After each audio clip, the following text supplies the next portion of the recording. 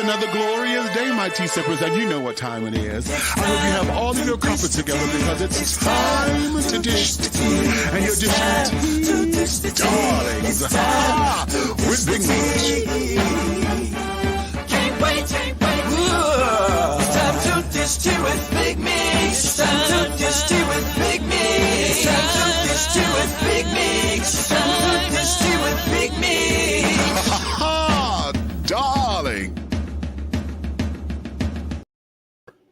And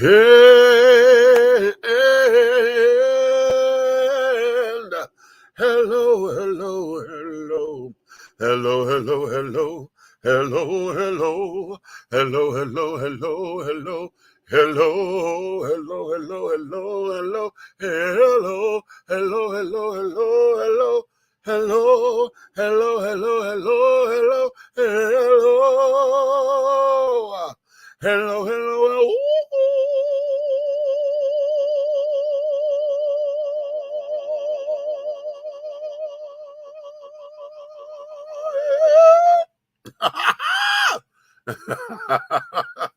Hey, what's going on, my babies, my dollars, my sugar plums, my apple dumplings, honey.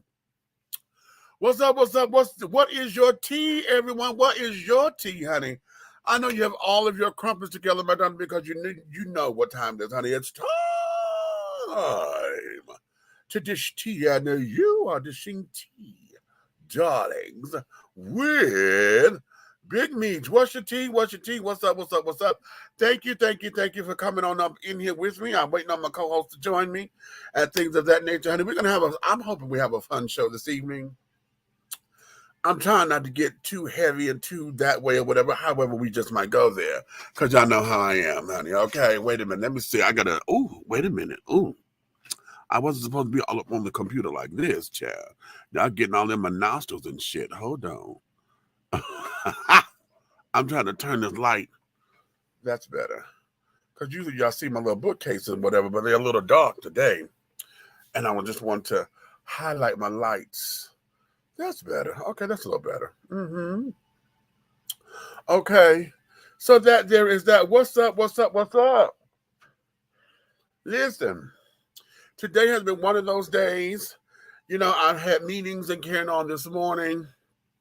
And we're preparing for the next round of elections. Here, we got runoffs and carrying on that's going on. So I know here in Georgia, we have a runoff that's going to be on the 21st of this month, and things of that nature. And then, of course, we're preparing for November. So everybody know, those of y'all in your different states or whatever, either you're voting for governors or senators or whatever across the country. So a lot of us are preparing for November elections. Okay. So I went to go. I really consider myself to be an independent. Okay. However, because we are a two-party system, you know, I work with the South Florida Democrats. Okay. And this is relatively new for me because I've never been involved in, you know, party style information and carrying on. So it's relatively new. And I'm co-captain. Okay. I'm co-captain for the College Park District. And my fellow captain, you know, he and I, we've got to really strategize because what we need to do is create a bank of people or whatever and carrying on. So this is where I'm going to need you tea sippers to come in because at this particular point,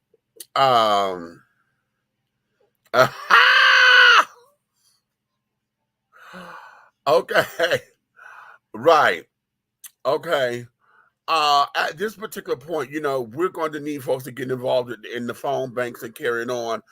I didn't realize that they have a texting system. So, you know, now that we got telephones that carrying on, so instead of everybody flooding your emails with a lot of spam messages and carrying on, they send you text messages.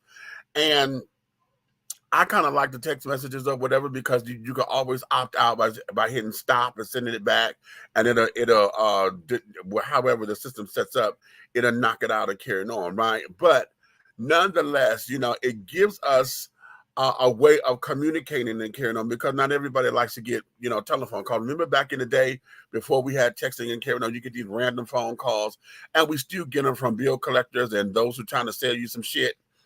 But the phone banks are carrying on. We're trying to make sure everyone gets, they out, they are registered to vote and carrying on. I wish that they had a way to put in the system those who don't want to register because of religious reasons and carrying on, so that we can stop. But I feel as though we bugging them. If they're not going to do it, if they ain't done it by now, a lot of them are not going to do it. Is my opinion. No, that's more than an opinion. That's just how I feel, honey. I feel that, because I look at it from this particular perspective. I know how I am when folks get on my motherfucking nerves, always asking for something, right? I heard you the first time, and this is why being a promoter, handing out flyers and carrying on, I used to be excellent with that when I was a child, okay? Because it was all about, not taking no for an answer. But on the flip side of that, I don't like being badgered, okay? I heard you the first 12 times that you said it, okay? Now you're about to piss me off, and I'm going to say, fuck it, okay? And if I feel like that, I know other folks, there's a number of us that feel the exact same way. And so, I understand about being persistent. It's one thing to be persistent. It's another thing to be a motherfucking nag, okay? And when you start to nag me, that will piss me the fuck off, okay? Point blank exclamation point, okay? Yeah, that will piss me all the way off. So I go into situations like that, considering if I was on the receiving end of it, So that there is that. But nonetheless, we want to get everybody up in arms and get you excited about voting and carrying on. And I was telling everybody, we need comprehensive voter education. Okay, and what I mean by that is, how many of y'all ever, when you go to vote and you look at the ballot, you don't know why you voting for those particular positions and carrying on. You don't know why you voting for the Superior Court judge, or why I got to vote for a county clerk, or why I got to vote for a Secretary of State. A lot of the times you don't know why you're voting for these people. You don't understand what the job requires. We don't understand that. So if you don't understand it, oftentimes you voting on a name because you just saw the name on the sign as you was walking up to the polling place, and okay, I did see that name. Or if you are, trying to play the lesser of the two evils, if you're trying to vote black, because you vote for the blackest sounding name.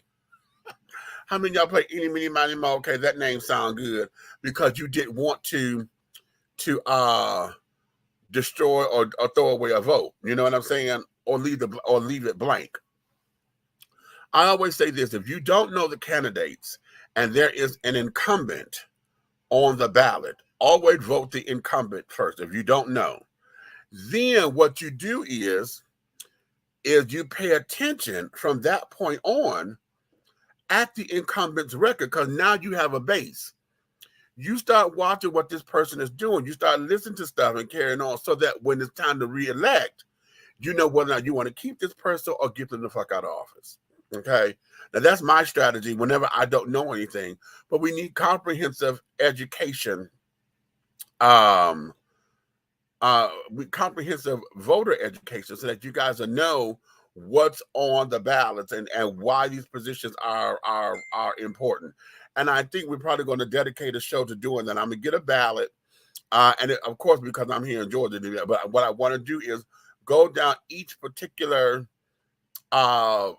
description of the position. You're voting for Superior Court judge, or you're voting for, like I said, the county clerk, or agriculture, or somebody, whatever this is. You want to make sure that you understand why you're voting for them, so that it doesn't become an issue. So, because see, a lot of y'all don't know your Superior Court judges and carrying on.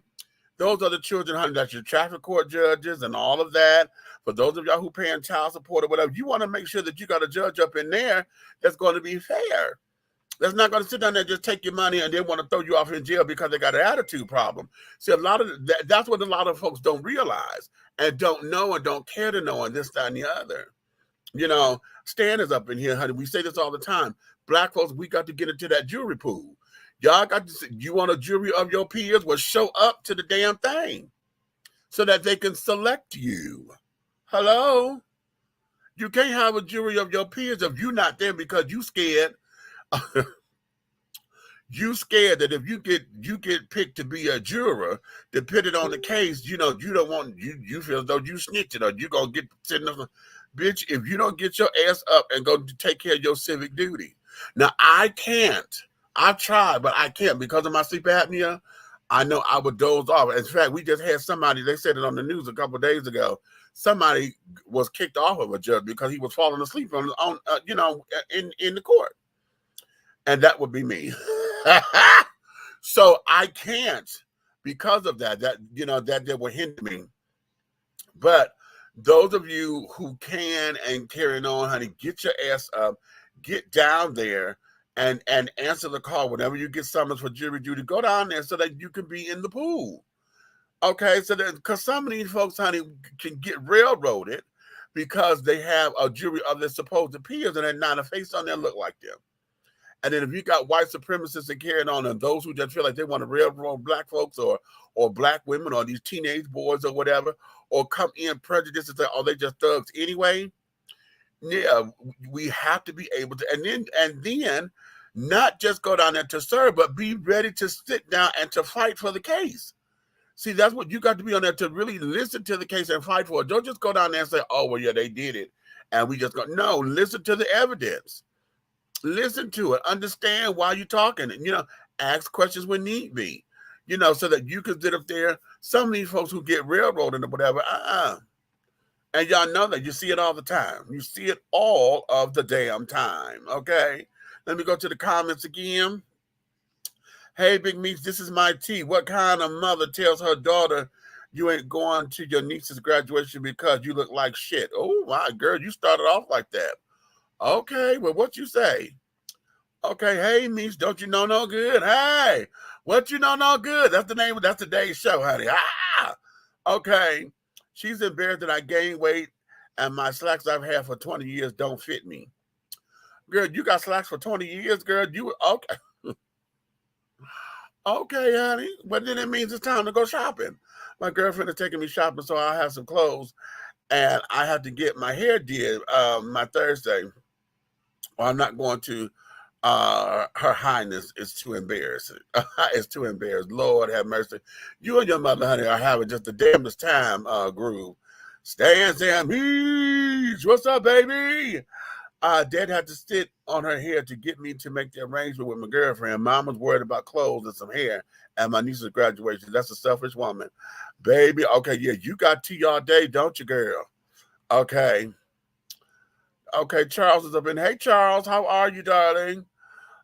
Good evening, Michael. What's going on? What's going on? We got to go to social media and watch the men that are watching the ladies and listen to the kids because guns and voting the Bible and stop the steal. Okay, Herschel Walker. Okay, you know what? Okay, Stan, since you want to go there, let me tell y'all something. Anybody here in Georgia who feels as though Herschel Walker is the guy to put up in Congress, y'all already know that's a smokescreen. You already know that is the overplay from the underlay. Okay? That's the overplay for the underlay. Okay? Y'all already know that they are only going to be pawns. This man cannot talk his way out of a bag politically. Okay? And it's sad because he's a nice fella. I've met him on several occasions, okay, and had a conversation with him that wasn't business. Okay? I mean, that wasn't politics, that is, because as long as it's business and this, that, and other, I forget how old he is, honey, but hell, he done made it this long. He has some sense of street intelligence about him, but when it comes down to politics and carrying on, this man could not talk his way out of a goddamn paper bag. He can't talk his way out the bag if the bag was open and he was never in it. Okay? He talks in circles like a lot of them do. And I think that they do so much talking and they said not a damn thing, not a word. Okay. And so if anyone feels as though this is the man to put up against Raphael Warnock, okay, and really want to put him in office, y'all already know that that means that everything about this is about trying to redetermine Georgia as a red state, because everybody was mad when we got blue peaches. Okay, when Georgia became blue peaches and carrying on, honey, that there was the upset. And so a lot of people who call themselves conservative, and I want to ask this question for those of y'all who say you are conservative, what does that fucking mean? I've been asking y'all forever. Every time we get on politics, I ask you, especially if you say you are a black conservative, what does that mean? Because in my head, I consider that term to say black Republican is an oxymoron to me. Okay. And I say oxymoronic because everything about the conservative party has nothing to do, or when you say you're conservative, it has nothing to do with values or whatever, because the Republican Party, and they talk about old school values or old time values, everything that they believe goes pre-1920. And I say pre-1920 because in 1920, that's when women got the right to vote. So before 1920, this still was a white male-regulated world. Women had no power. And of course, we as blacks, we certainly didn't have no power. And then catch this, women had the right to vote, but not black women. Our voting rights didn't come until 1965. That's 5 years before I hit the planet, honey. That was only 5 years before I hit the planet. I'm 52. So that's 57 years ago. We've been allowed to vote. Can you imagine that? It's only been 57 years. So how many of y'all got, your parents are older than that. Your grandparents are older than that. Okay. So all this time, we're trying to sit down here to have our voices heard and to have representation and carrying on. And this is where we are. Now, a lot of you will say, oh, it don't matter with the popular vote this and the electoral college that. This is why we have to get up here. We have to let them folks know what's going on. If we do not let our voices heard, they will snatch it from us. Agent Orange got up in there because the Electoral College was trying to be an anti-Obama movement. Everything that we have going on right now is still part of the anti-Obama movement, because the world had a black face. Well, I won't say black face. He was a brown-skinned, biracial president with a black first lady. Okay, so everybody said that's our first black president, but I'm calling it like it is. He was my color, maybe a little 2 shades lighter. He was biracial. And he's a true African-American descendant because his father was from Kenya. So a true African-American descent, biracial man with a black woman straight from Chicago, the south side of Chicago. Okay, everyone who was upset about that particular move have been trying to do an anti-Obama campaign ever since he got out of office, and they put Agent Orange in. This has been, when he was in office, everything was about tying his hands and trying to make sure they made him, politically, they were trying to give him no power. But yet he was able to do things that nobody else was able to do. He said history. Black folks keep saying he didn't do enough for black folks, but black folks did come up there with the plan. And I say this every time we get on this. Every time y'all say Obama didn't do, what the fuck did you do? Did you lobby? Did you go up there? Did we have a plan? Did we come up there with a specific agenda outside of looking for the brother hookup? No, we did not. You're mad at all these other special interest groups who say, well, you looked out for LGBT, you looked out for them, you looked out for them. Because why? They kept their foot on his motherfucking pulse. Right there, honey. They said, nigga, we're going to step on it. We're going to break this motherfucking wrist, honey. You're going to be lip-wristed just like us if you don't. And then came the compromise. All the other special groups that you say, honey, They came with an agenda. What did we do? We came up there with chicken and shit and thinking, oh, we got the brother up in there. He should know what we doing. He should know because he had to deal with it. No, babies, you got to come up there with a fighting plan. We still don't know what the hell, what needs to be on the agenda to talk real. You know? And we did not give him the help. Y'all have to remember, honey, the presidency, the heads of each, the president, the governor, the mayor, they are head, they're figureheads, okay? They're the face. The power is in the body, the governing body. We got a federal Congress, that's your senators that carrying on. We got state representatives who are your state senators and things. And then on your city, that's your city council. Those are the ones who make the decisions. Okay, the mayor, the governor, and the president don't have no fucking vote. They don't do nothing until after you decided what to say the thing is and they sign it into law or whatever. Or the president does have a veto. I think the governor does too. They can veto some shit. Like, no, we're not doing that. I'm going to exercise the veto. Okay. So that there is that. Okay. But otherwise, you got to put the people up there that's got the power to help push some shit along. And we didn't do that. Okay. We did not do that. We did not do that. We did not do that. We did not do that. Okay, Stan, you said we sank so low in Georgia that we have animals at the ballot, aka Marjorie Horsehead Green. That heifer there, another one who's a talking everything, honey. That bitch there, she I believe she's deranged. I really believe that, honey, because there's no way that you could absolutely believe the shit that's coming out your mouth, girl. A lot of times I think folks, when they're talking to a base, when they're talking to people that they want to impress or whatever, I think they just say something to get their attention.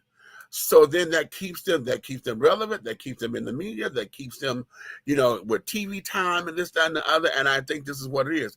Now, since we all this, let me play y'all something. I'm gonna play two pieces from the same person, honey. Let's get into this because see, child, this girl here, this girl right here, this girl.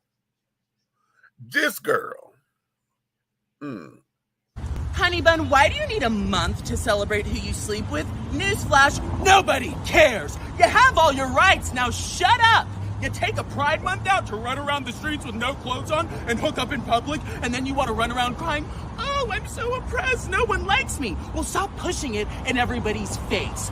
No one cares. But the truth of the matter is, you want everyone to care because you need attention. It's 2022. We can barely afford gas in America. Nobody has the time to run around worrying about what you do and policing your actions. Get over your insecurities and leave everyone alone.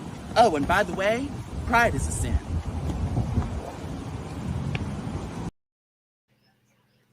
Can I slap that bitch? Wait a minute. I got one more. Let me give you. Some of us are horrified by Pride Month. You don't celebrate your rights by marching down the streets naked at a pride parade. You don't battle stereotypes that you're promiscuous and can't hold down a proper relationship by having sex behind dumpsters and parading around in a rainbow flag. LGBTQ is nothing more than a Marxist cult separating people based on their sexual orientation or their gender identity. People are so much more than who they're sexually attracted to. They're their character, they're their skill set, they're the fact that they're a good friend. Stop these left-wing totalitarian techniques of separating people based on a facet of their identity. And babe, I promise you, you're not oppressed when every multinational corporation is turning their logo rainbow every June. You need a day tops to celebrate your rights. Give me a freaking break. And by the way, the rainbow flag is God's covenant never to flood the earth again. Get a grip.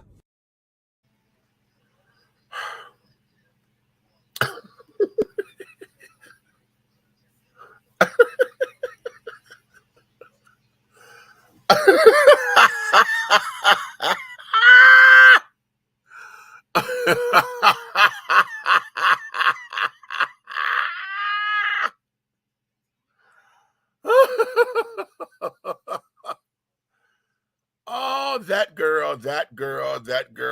I call her Christina. Her name is Christian.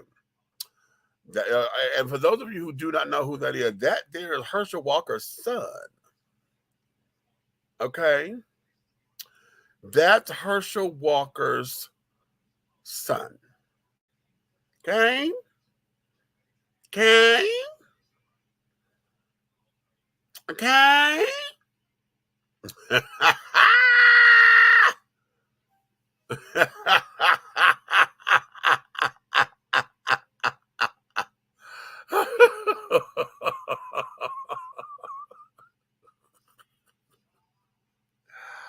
I came across that. I said, "Oh no, we must talk about that on this evening."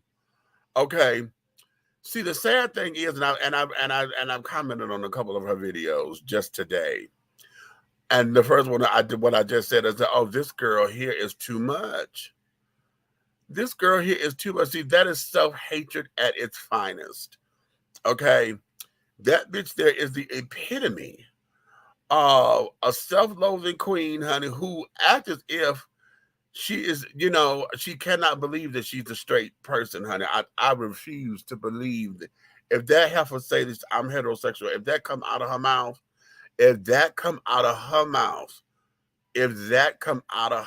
I swear to you, I would tie her up, okay, in a whole bunch of sheets, in rainbow sheets. And I would take a rainbow colored soap, okay, and I would literally wash her motherfucking mouth out with soap. Okay. Okay. But that's self-loathing. And then on top of it, those are all political points and things that this child is on because she has a little podcast or whatever. And, again, those are talking points that, because she claims to be Republican, those are talking points that the children love to be in and carrying on, okay? They love to sit down here. Yeah. What? Okay, wait a minute. Hold on. Nikki is texting me. And I was trying to see what this does. She asked me to come do something, and yeah. But nonetheless, it's sad because this child here has no clue. She told me something. The kids are sitting up. Where in the hell is Flock? I know where. Okay, I was sitting there talking with the door open. Fine, I flew up in here. Sitting up here talking about people having sex behind dumpsters and carrying on. Bitch, how the hell you know that? Unless you was at the damn Pride Parade and watching them. Huh? Now I'll give her points. Everybody knows that during Pride Parade, honey, a lot of the lesbians, honey, who are,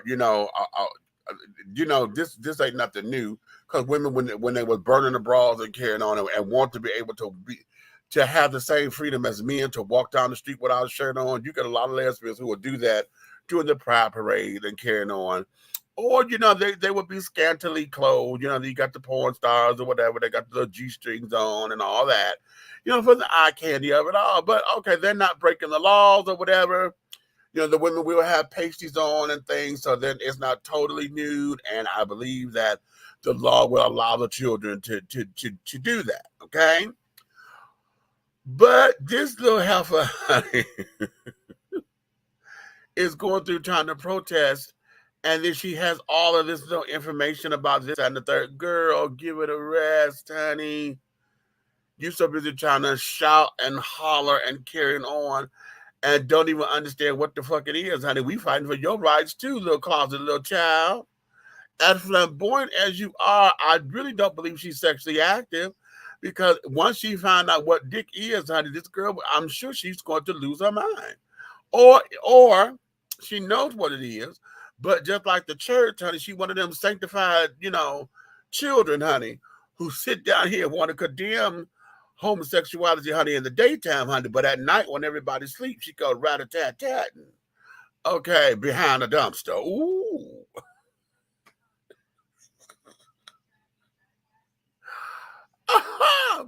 Okay. That is sad, but child. And the baby only 22. Now, that's a 22-year-old, honey, with all this bite and this effervescence and carrying on, honey, like she trying to say something, child. And again, all they're talking ain't saying shit. We're dealing with gas, high gas prices in America. Okay, we don't have time, girl, bad. Okay, that's one of the issues, honey. We have several issues that we have to deal with, honey. Okay, he talked in straight lines. At least a circle gets back to the beginning. Herschel don't need votes. He needs a telethon. I like that. Okay. Herschel looks more like a retired by adult star than a politician. Wow. Jojo, did you go there? Damn. And I'm going to give you that. I'm going to give you that all day. Thank you, darling, for saying the truth of his identity as a biracial African-American President Obama. Because it's true. That there is true. And the part of it is that black folks only wanted him to be black, and the white folks did not want to recognize his white side. How about that? How about that? His mama was white. His grandmama and granddaddy were white. Those are the kids that raised him. Okay, and this, that, and the other, blah, the yakety spleen, and so forth and so on. Okay. And the white children, honey, especially those who were anti-Obama, refused to accept his whiteness or his white side because that's a part of him. White folks didn't want to accept his white side, honey, because they only saw black, and the black children only wanted him to be black. And so the black children wouldn't recognize the white side either. Okay, so, okay. And there you have it. Okay, please tell me that was satire. Child, I want to, princess, but I can't. I can't. Oh my God, Tinkerbell on Mean Girls 2 again. Please, someone get her pregnant right now. Okay, right. Okay, right. I feel like T.S. Madison, bitch, okay, go suck a dick. Okay. Okay. Shit. Well, no, that was satire.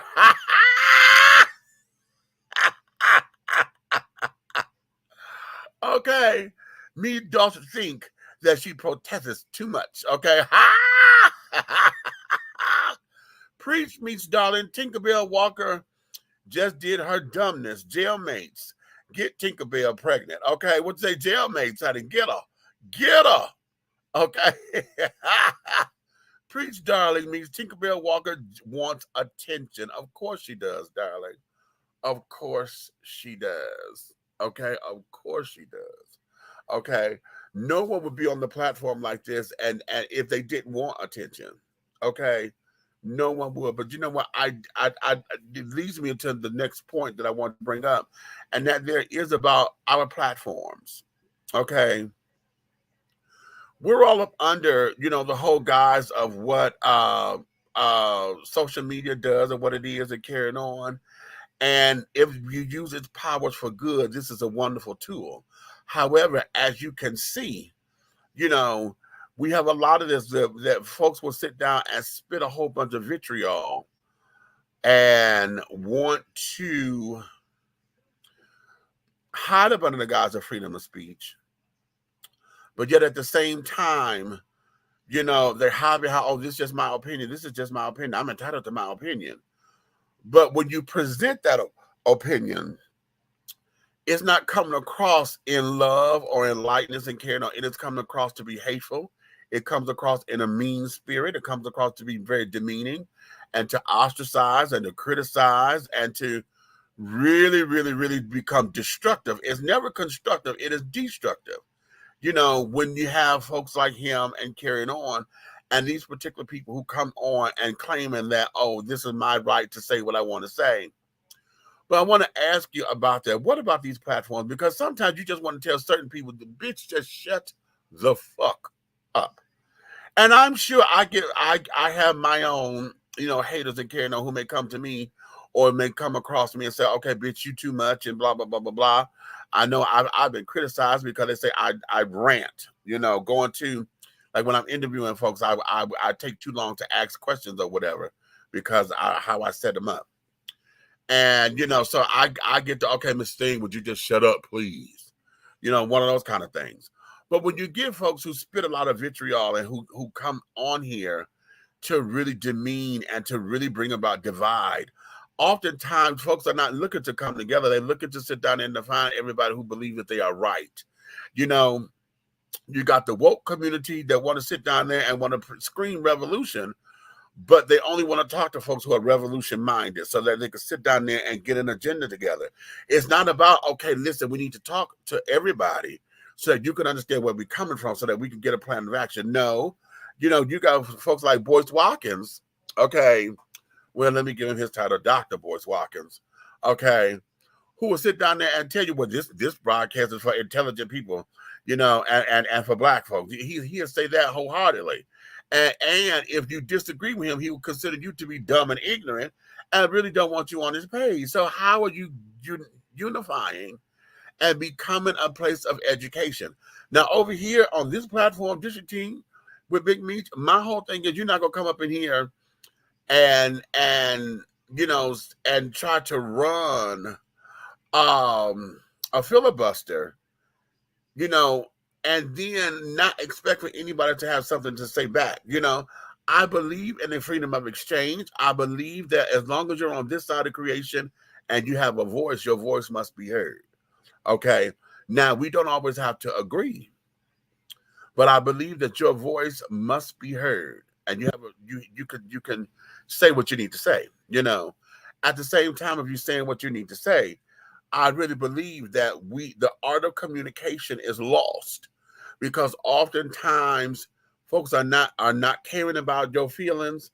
They want to sit down there and neck roll and finger snap and point and give all that. Okay, huff and puff and my man, my nigga. We get all that huffiness. Okay, and instead of wanting to listen and to have communication, folks want to talk to be right. Folks want to talk to sit down there to get the last word. Folks want to talk to make sure they put you down. Folks want to talk to, not to extrapolate points to where we could put a plan of action together. They want to demean you and dehumanize you.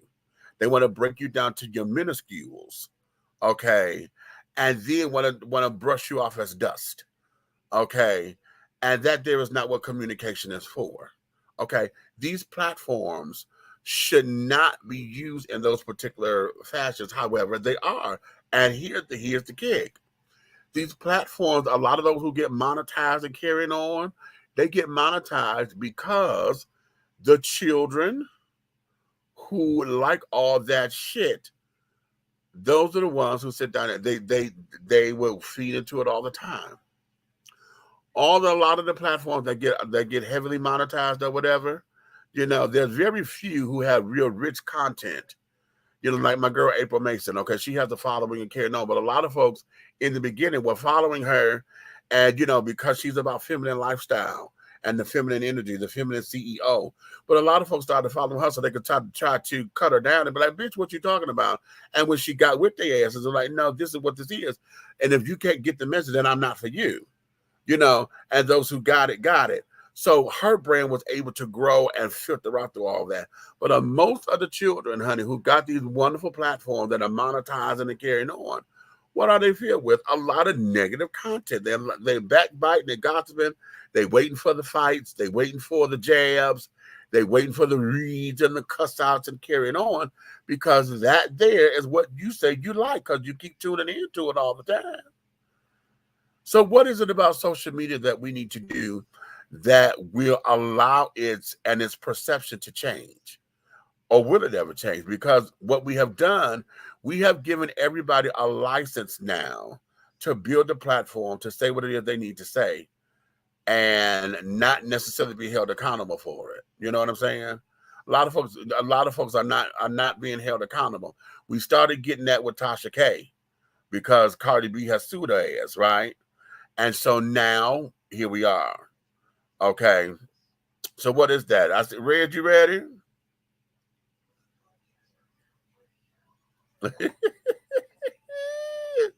Come on. Hello, people. All right. What's going on? Let me break this down to you, my brother. The Sambo show has gone electronic. That's it. Right. Okay. And we are too full of buffoonery to even realize what is being done to us. Well, you was a puppet on a string in order to feed your family when there was only black and white film. Right. Now everything is Spectracolor. And we was able to put you on blast and still make a monkey out of you on string without ever entering your home or being in your presence. You are allowing them to just, all they're doing is modernizing, not monetizing, modernizing the BS they did to us that we always talk about. You walk around here and talk about reparations and all the stuff that has been done to you as a people over years, when a lot of it is, I'm sorry, you did it to yourself. Right. How are you mad about some self-infliction? Right. And you know, and it's crazy because you call rappers and stuff ignorant, but Biggie said the most intelligent thing in the world. I said, ain't nothing gonna change until we change ourselves. Well. And here's the thing. Because having said that, oftentimes folks refuse to look in that mirror and actually say, okay, I need to change this about me. You know, and then we as a people, a lot of times we don't even know what to change, what needs to change. But did you notice this? I'm gonna tell you something that I recognized in social media years ago when they started doing this, and I thought it was an intelligent ploy of reflection. Okay. Upon our people within in a whole, is when people were putting up those they put the post up and it says something as like boom. Let me just make something up. It'd be something like, I'm Bushika the Freaka, and if you like my page, you know what I'm saying? Right. I'll make sure that I connect with you and I'll see you tonight. And you're like, oh, boom, like. And then all of a sudden it's Jesus and a praise. Right. Right. So I was laughing. I thought that was the most hilarious thing in the world. Because if they just showed you Jesus and a praise, you'd scroll right by. Right. You scroll by it. Right. Right. Because there's one with a mean, you know, you got the sexy dancer, he about to unzip his pants and somebody come and pop the Bible at him. Yeah. Camera with the Bible. Yeah. Right. I think those are hilarious because it's not that somebody's picking with you. It's somebody's trying to tell you something about yourself. You might have just scrolled by 3 intellectual things that could change somebody else's life, if not yours. But that one you stopped and got thumped with a Bible. Right. Okay. You know, okay. What does it say? What does that say about us when you sit up here and complain? You look, here it is. Meech, let's say I text you right now. Okay, I pick up my phone and my words on my text message that you get, it says, no, you didn't. It says, no, you didn't. Right. Go over there after we had that conversation. Boy, you something else. I don't know what to say about you. Now, over here, I'm going like this. Boy, no, he didn't go over there. After that, boy, I'm laughing about it. Right, so right. You got it. You going, who the hell he talking to? Right. No communication skills. Now, you take your life and you place it into your thumbs and expect somebody to understand where you're coming from. How ignorant is that? Okay, that part. So now the thumb is mightier than the sword. That part. Okay, I'm gonna say that one more time. That part. Because you know, I say this all the time to the children, honey. When you're coming on my pages and whatever, especially when when you're in the chats and carrying on, when we were doing the radio and was strictly audio, right? And had chat rooms open, I will always say, listen, you coming up in here reading the written word. And what happens is, because you don't know my dialect or my vocal affectations and carrying on, Uh-huh. you're going to read that based on your experiences. So you're going to read that a certain way, thinking that I'm trying to neck roll you. Okay. Reading It reading is connected to the same server in your mind that your emotions are connected to. yeah. Yep. That's right. That's right. That's right. See, people don't want to. Like you said earlier, you know, and it's funny you said that. Even in the Bible, it says, "Be swift to listen and slow to speak." Right. Okay. Now, this is thing. This is what gets me. People will be in a conversation like you were saying. They don't know the difference between an argument, a conversation, and a debate. Right. Oh, They have no real clue what good. it is. That's good. I like that. That's good. They don't have a clue. Those are three entities of communication, of self-expression between two people or more.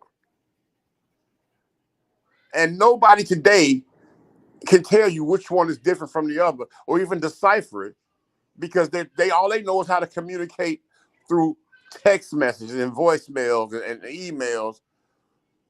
You know, an intellectual conversation is becoming extinct. Right. You know, family time, you sitting around in the same room.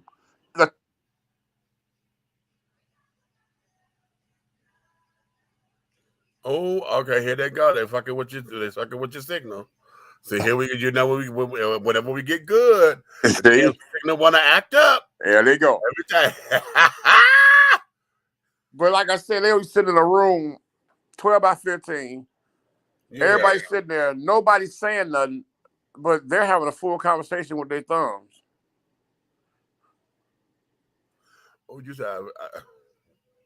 Like, I mean, let's keep it real. If you text your child and say, "Hey, I need you to come to the store and for me," they may not, in their world, when they text you back with what you need, that don't mean nothing to them. But you looking at it as their parent, going, "What the hell you mean what I need? I told you you need to get back here." Right. When they get there and you say, "Hey, you don't text me what you need," they are totally 100% confused on your temperament. They don't have a clue what your problem is. Not a one. And I'm trying to tell people, the minute you took pen and paper from our children and stopped them from writing in courtesy, took all that out of schools. These kids cannot even sign their name now, bruh. That makes no sense to me. You could line up 20 kids, bruh, and say, "Hey, print here, sign here." The print looks just like the sign because they don't know what else to do. Right. Have you noticed this? I'm a nosy dude when it comes to the United States of America. I walked in 3 daycares in the last maybe 2.5 years just on some friend stuff or helping somebody with something, right? Right. Do you remember the lowercase and uppercase alphabet going around the top? Of course. Yeah. They don't even have that. They don't even have that. Yeah. Yeah. That's nowhere in there. Yeah. Yeah. Yeah. I'm hip to that. Are you serious right now? I'm hip to that. I'm hip to that. Yeah. You barely find it in the teaching tools now. If you ever gone into a store, yeah, it's not even in there. You don't even see that. Yeah. And then why we in a country where this pissed me off when I seen this. Why we in a country where we used to have stores? It was a chain of stores called the School Box. Yeah. Why are they out of business? Where does that make sense? The same place that makes sense to close down schools, but yet we build in jails. Or same sense that it takes to take religion out of school. You know what? Okay, let's go there for a minute because see, here's where I've always had a problem with that. Because my whole thing is, and and, I always ask this question: when it comes down to separation of church and state, why is it that every time we go into anything political, if you go sit down at a political meeting, at everywhere that I go, if I go to the city hall, if I'm down here at CPCA, we did it today at Young Democrats or whatever. I know what you're gonna say. Go ahead. They do it on the TV when you see them about red. They always have the invocation. Okay, they always have an invocation. So they open up everything in prayer. Okay. And not that I have a problem with it because I get it, but at the same time, what my disdain is that you're not going to sit down here and ask God to come up here and bless this mess.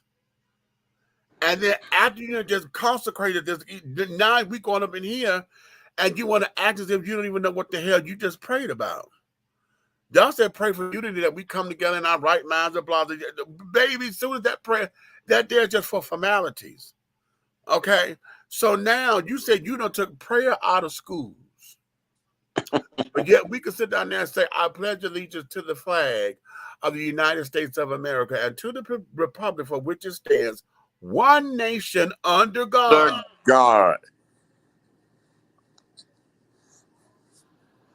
Indivisible, with liberty and justice for all. And just that piece right there made you know that this is a Christian. So if we're pledging allegiance to a piece of cloth, and I'm saying it like that, and I know, now listen, to my veterans and carrying on, I'm not disrespecting you, sweetie, because I stand on everything that I know what you believe because you fought for that flag to fly and for what it represents, what it's supposed to represent. And you gave your life for that because you believe in what it represents. However, the powers that be have adulterated that. True.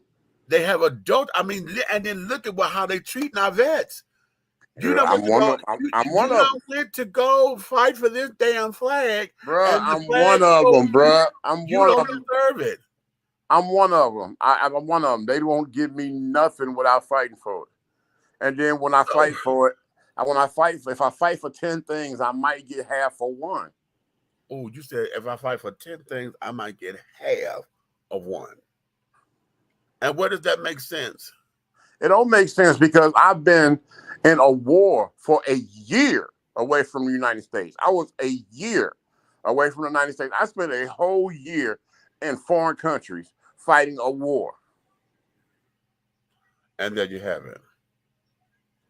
Not only just I spent a year fighting a war, I spent also 2 separate other 6-month entities, which is another year just traveling the waters, supposed to be making sure the country's safe. Right. And those times when I was doing it, I've been in danger again. Running into a sliding doggone glacier, cracking a ship that's about to sink that I'm on. How about that? See, they don't report this stuff. Right. See, and that's part of the problem. I'm standing in a big open bay window and a whole helicopter crashes. We running because it's coming. The blades are coming at us. They don't make the papers, do it. No. I'm holding somebody's hand at 3 o'clock in the morning, Meech. 3 o'clock in the morning. I'm holding a man's hand. I'm trying to stop him. These bombs are falling off the side of the ship because we're in rough waters. And I can't hold him no more because the doggone bombs came and when they fell loose, they hit him. And he got knocked away from me.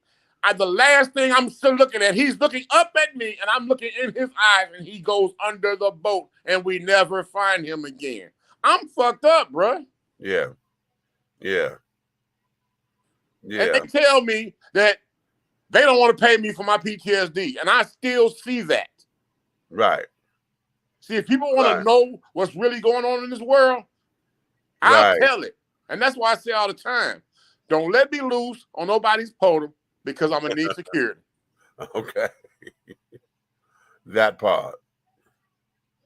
Looked at me, diagnosed me with PTSD, and told me go straight to hell. We're not paying you, giving you no services for it. Right. How about that? Like they do with folks who apply for disability. Yeah, you sick, but you ain't sick enough, and they're denied a claim. Right. Yeah, you sick, but you ain't sick enough. But how you gonna diagnose me with something and not pay me for it? And everything that I'm telling you is in the reports that man died on that ship that night because I was there. It's in the reports. If you look the history of that ship, it's got to be marked. We lost 3 men that night. Wow. And then how do you recover from that? You don't. You don't.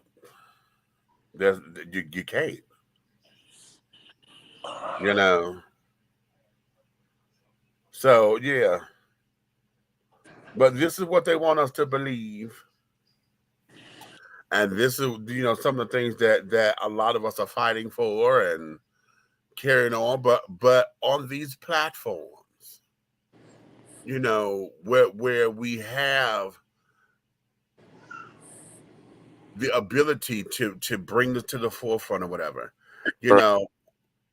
one of the things that happens is that they want to shut everything down. Facts. They want to shut everything down. The powers that be, we've seen it throughout history. Every time someone is onto something or makes sense or whatever, and especially if you can rally the people to say, wait a minute, let's talk about this because he's making sense. Every time we get somebody who does that, that's the person that go out there and say, you're an enemy. How am I an enemy when I'm telling you what I'm giving you what you gave me? Oh boy, stand by to be shut off. Let me tell you, did you just find this out that they remember how Lisa Left Eye was going over to Dr. Saban? Yeah. Did you not know that all her sickness and stuff was getting cured because he told her the formulation of sea moss and what to do with it? And she came on the show and said something about it, and next thing you know, an accident happens on her plane. Right. And then not too long after that, he was killed. Yeah, I believe he was killed. You can't tell me that man died and can't. No, he was killed. He was killed and carried on. Shutting down the major conglomerates of the United States of America, the person dies or come up missing. Yeah. And what's wrong? Huh? Run for what? What she do? Took your lunch money? Oh. I thought my wife was being bullied for a minute. Okay. Jojo said, well, that's true, y'all. They're building more condos and raise higher on the rent than building more education to the younger generation. It's a shame they took out everything that our generation had learned for years away from the youngest now. Okay, yeah. Yeah, that's why they don't know. That's why they don't know nothing. Listen, y'all sit down here and go buy Hooked on Phonics. When they took that out of school, honey, that there used to be the shit that we did coming. That was homework. We had to do all that. That was the bell work assignment. Yeah. When you came into class, you had to do your bell work assignment. And what do you mean by bell work? Because it had to be done by the bell. By the bell. Got there early. Yeah. Okay. Or you had about 10 minutes to get it done. That was the bell work. Okay. There's like Red was saying about the cursive and stuff. Yeah, we had handwriting paper. Yeah. It was what happened to that? Paper. What happened to that? They had lines in it because it was, they had 2 solid green lines and they had a dotted green line in the middle. Down okay. Yep. And what that was to show you the difference between your uppercase and your lowercase letters. So your lowercase letters went, you start at the middle, the dotted line, to do the E's and carrying on. And for the uppercase letter, you had letters that you had to connect from the top green line to the bottom green line in order to make, and like to make your beads. You had to do that. The one line, the first loop of the bead came to the dotted lines, and then you went there to finish it off. That there was how we learned handwriting and things of that nature. Okay. Yep. So wait a minute. This child said, wait a minute, princess. She said, well, I remember the handwriting paper. They still had it when I was in grade school. Yes, yes, yes. Hooked on phonics is the reason why I can't read, write, and sign my name. Okay. So when we're dealing with all of this, you know, and then now when I was a kid, we had penmanship scores. Yep. And just so that you can practice your penmanship so that you wouldn't have chicken scratches. Okay, for handwriting and carrying on. And it was always those who had the most beautiful handwriting got the award. So we were competing with your handwriting. Okay. Now at the time, my mother loved my original handwriting. Okay. But then I saw somebody else's handwriting who it was two girls, of course. Michelle Goss, okay, and LaTanya Crowley.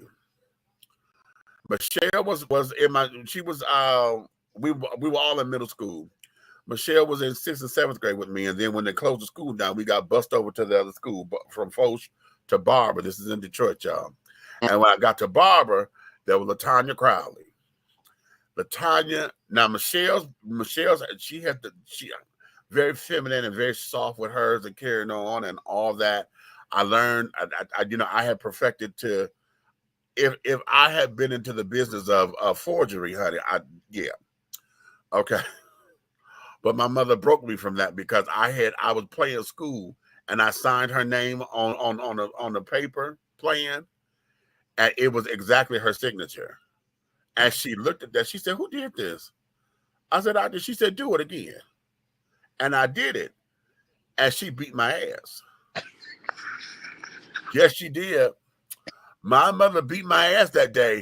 She said, "You ought to never sign my." And at the time, but I can't tell you do something again. If you can do it, and they crack you. Yeah. But that's because I had her signature, and she broke that from me immediately. She broke it, at least from that. Hey, let me tell you something. My granddaddy passed away. Okay.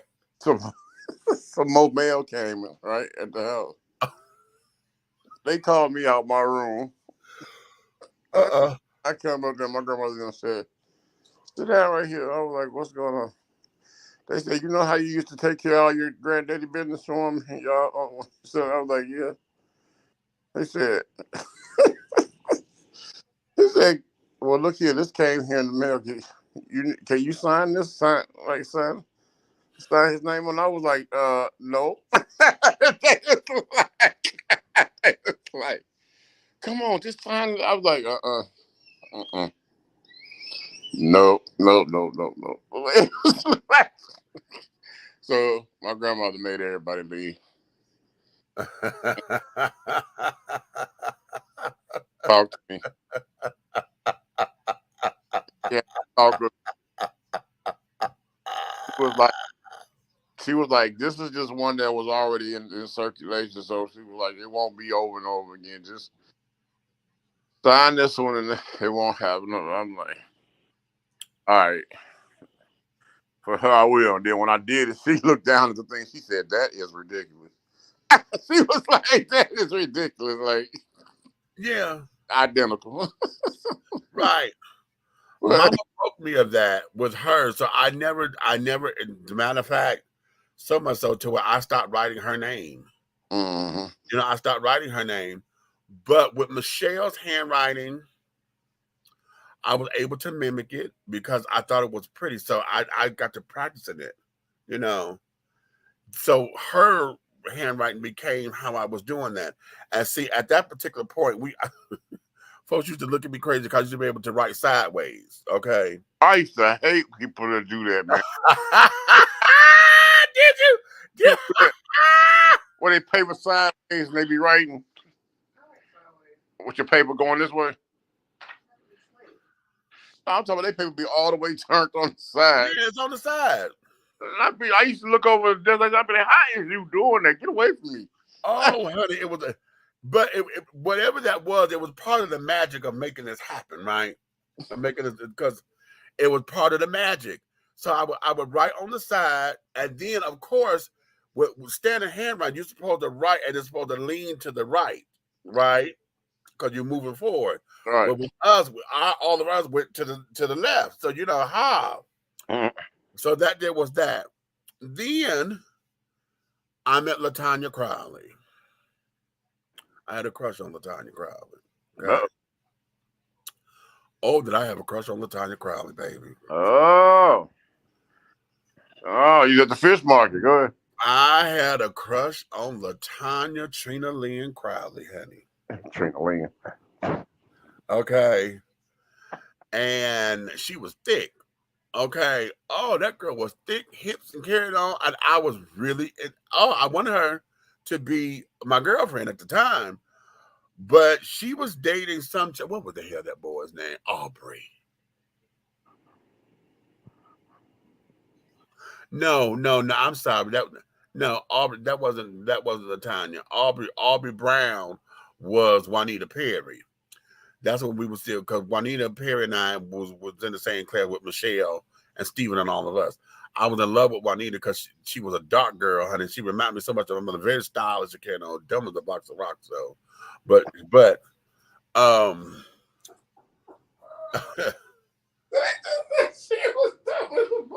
she was. She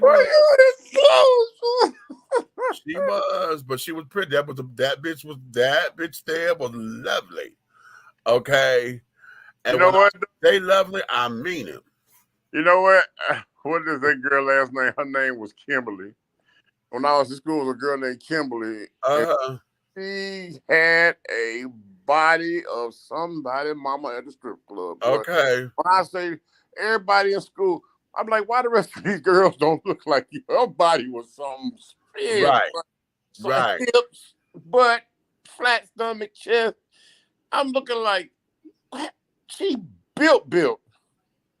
But boy, when I say that nigga couldn't do arithmetic, listen, Juanita, listen.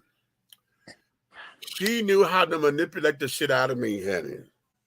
Because I liked her, and like I said, she was very stylish. Okay, she was the girl, that parents were middle class or whatever. She had all the latest fashions and this, that, and the other. And at the time, it was a thing. I just had a thing with the girls who wore skirts and boots. Mm-hmm. With this motherfucking Argyle skirt, goddamn it, with this cow neck sweater. Oh, with these motherfucking boots. Bitch, every time she wore an outfit, oh my God. I was like, bitch, you are just sickening. Well, that was before we had that language. Okay. And so what she would do is, because I was one of the smart, there was the four of us. There was myself, Stephen Foster, Michelle Goss, and Glenn Sherman. Because I was a Taylor, so I was always the last one on the list because they went by alphabetical order. Goss, Foster, Goss, Sherman, Taylor. That's how it went. But we were always on the honor roll all the time. So what would happen, Miss Thing would sit down there, and my ass was,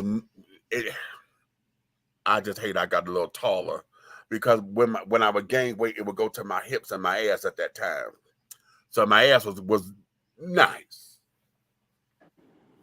Okay. It rivaled hers. Okay.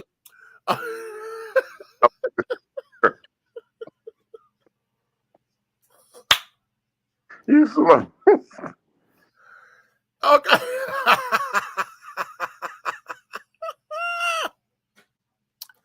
And I said, okay. So what she would do was she would always hit me on my ass in my chair. Hey, Rick. She would say, hey, handsome. She slapped my ass, and I would get to blushing. And Betty used to sit next to me. She would always say, oh, look at him blushing. I'll tell you, I would just get ready. And she always wanted to see my paper, and I would give it to her, of course, because she would slap me on my ass and shit. I was like, girl, okay. But what sealed the deal with me and her, as far as me liking her, was that bitch could fight. Oh. Okay. Now, you know, coming from the household that I came from or whatever, strong women like that has always been my thing. Okay, that my last girlfriend, that's how we started dating, because I told y'all she flipped me over her back. Yes. Yeah, I came up, Charlene, I came up from behind her I was playing, and I grabbed her, right? But that girl took my wrist, and when I tell you, I went over her back and hit the motherfucking ground. And when my back and my ass hit that ground, bitch, I knew I was in love then. I said, damn.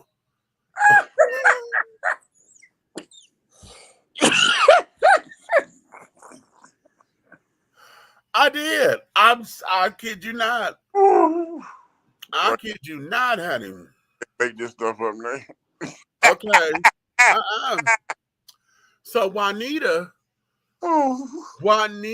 and she, like I said, okay, pretty dark girl, honey. Like I said, very stylish. But her nemesis was Carolyn Williams. Now, Carolyn was very short cropped hair, you know, but at the time we called them bald hair. But now, you know, if she'd be a short cropped hair, whatever, Carolyn was not as pretty as Juanita, but and she was thinner than Juanita, so she did not have Juanita's body. But for whatever reason, they couldn't stand each other. Okay. They just could not stand each other. So every day they were always going back and forth with each other. And so this one day in the lunchroom, okay? That was my favorite fight spot. Carolyn was sitting at the table with her girls. Juanita coming through the lunch line. And Carolyn just eyeballing that shit and talking and eyeballing. And Juanita like, why in the hell this bitch keep looking at me? And she did that all throughout the line. So when Juanita got out the line, she went over to her table. She said, is there a problem? Why you keep staring me down? Bitch, ain't nobody looking at you. She said, oh, really? So Juanita put her plate down, bitch. And next thing I know, Carolyn got flipped out the damn chair. It was on, right? Them bitches got to boxing. And I tell bitch, they boxed. Okay? That's on them. But here's where it was. It was 5 guys that came over to Juanita, okay, to try to hold her. She said, get your motherfucking head off me. And threw all 5 of them boys off of her. Baby, when I tell you my dick got rock hard. At least want a woman to beat his ass. I was like, what? No. It was ridiculous. Okay. It was ridiculous.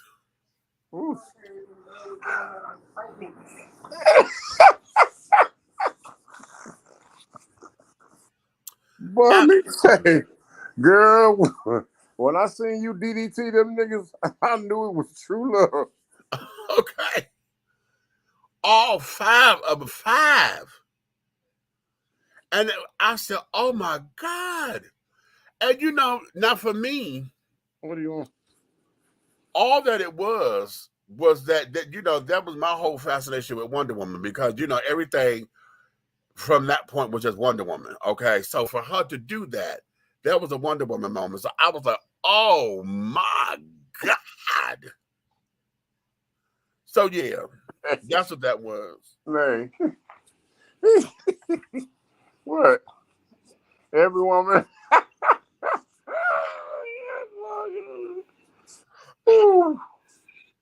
Me say, boy. Yes, God. She threw 5 guys like boom. Yes, was like, God. Misha was like, da, da, da, da.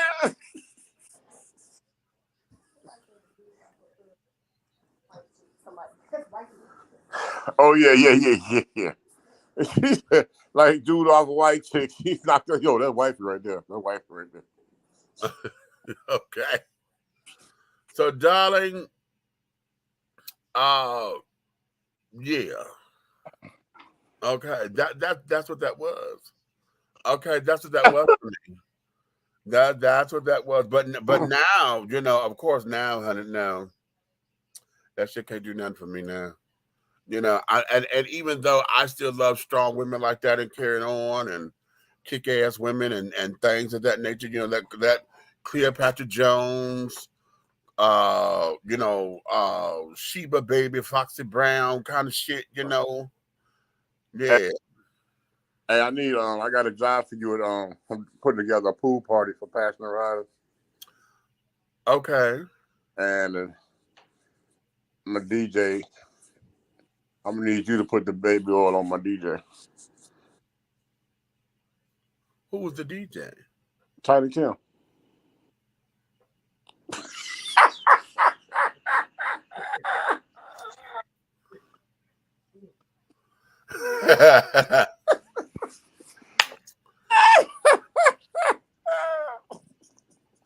Let me take a commercial break, honey.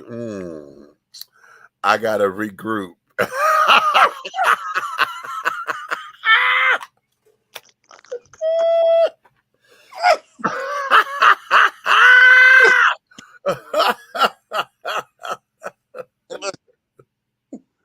You know, because you know you still I still owe you an ass whooping for yeah, I got to get all of my. I need a whole pan of lasagna noodles. I'm beating your ass.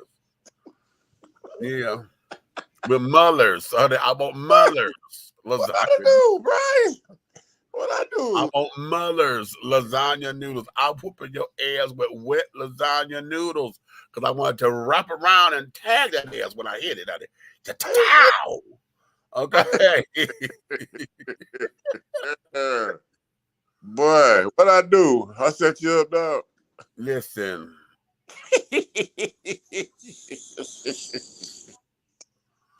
Listen. Hey, you can't. That's the best breakfast you. Oh.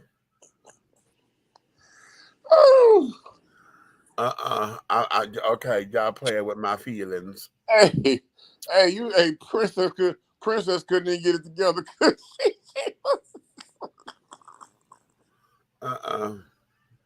Oh boy, that was hilarious. I saw your other favorite DJ today. Bumped into him in traffic. Oh really? My titty boy. Yeah. Yeah.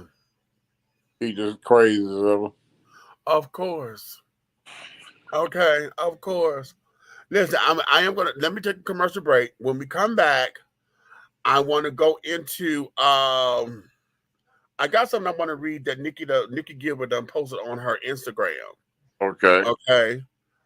I want to read that, and then I want to go into Hoochie Daddy shorts. Ladies, I need y'all to explain something to me, and I'll talk about it when we come back. Okay. Oh, your sister girl, she hit me on Twitter this morning. Who? Selena. Oh, did she? Yes, she did. Okay, you know that's my sister. That's my sister. Selena Johnson.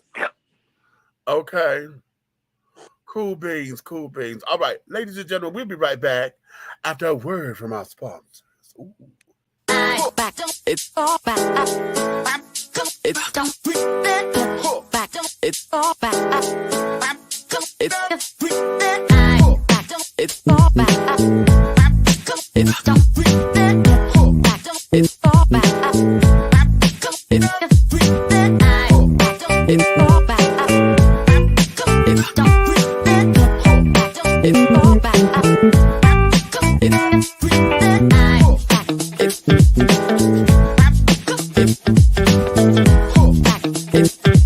It's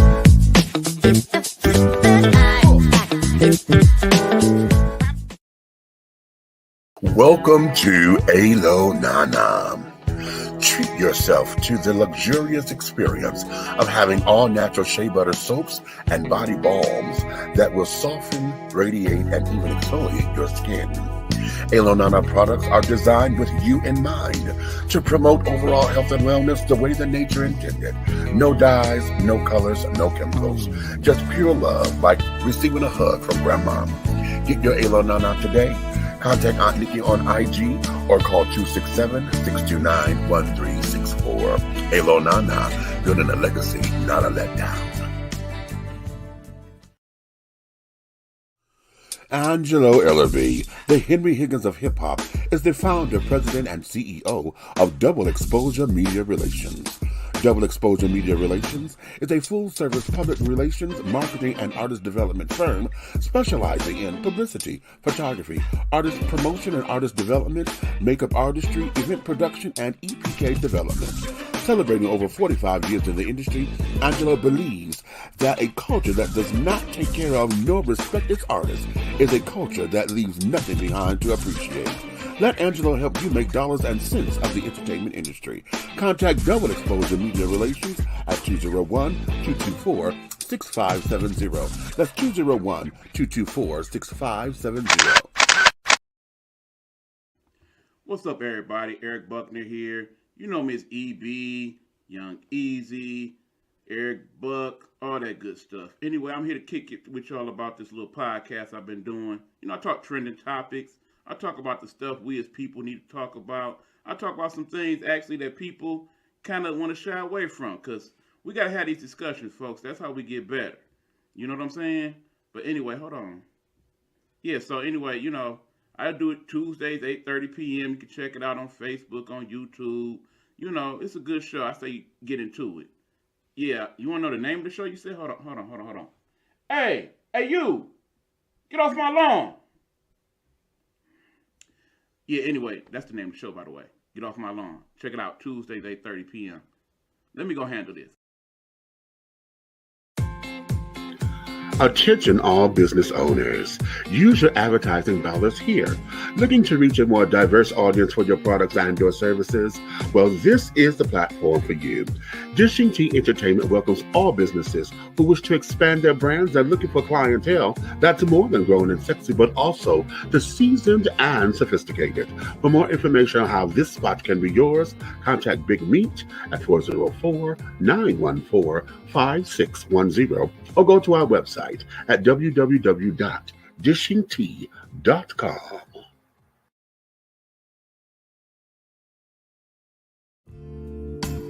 Be bold, be unique, be the tea with a unique body oil fragrance from the Sensuality Fragrance Collection. The Sensuality Collection embodies a unique array of customized original scents created by Big Meat.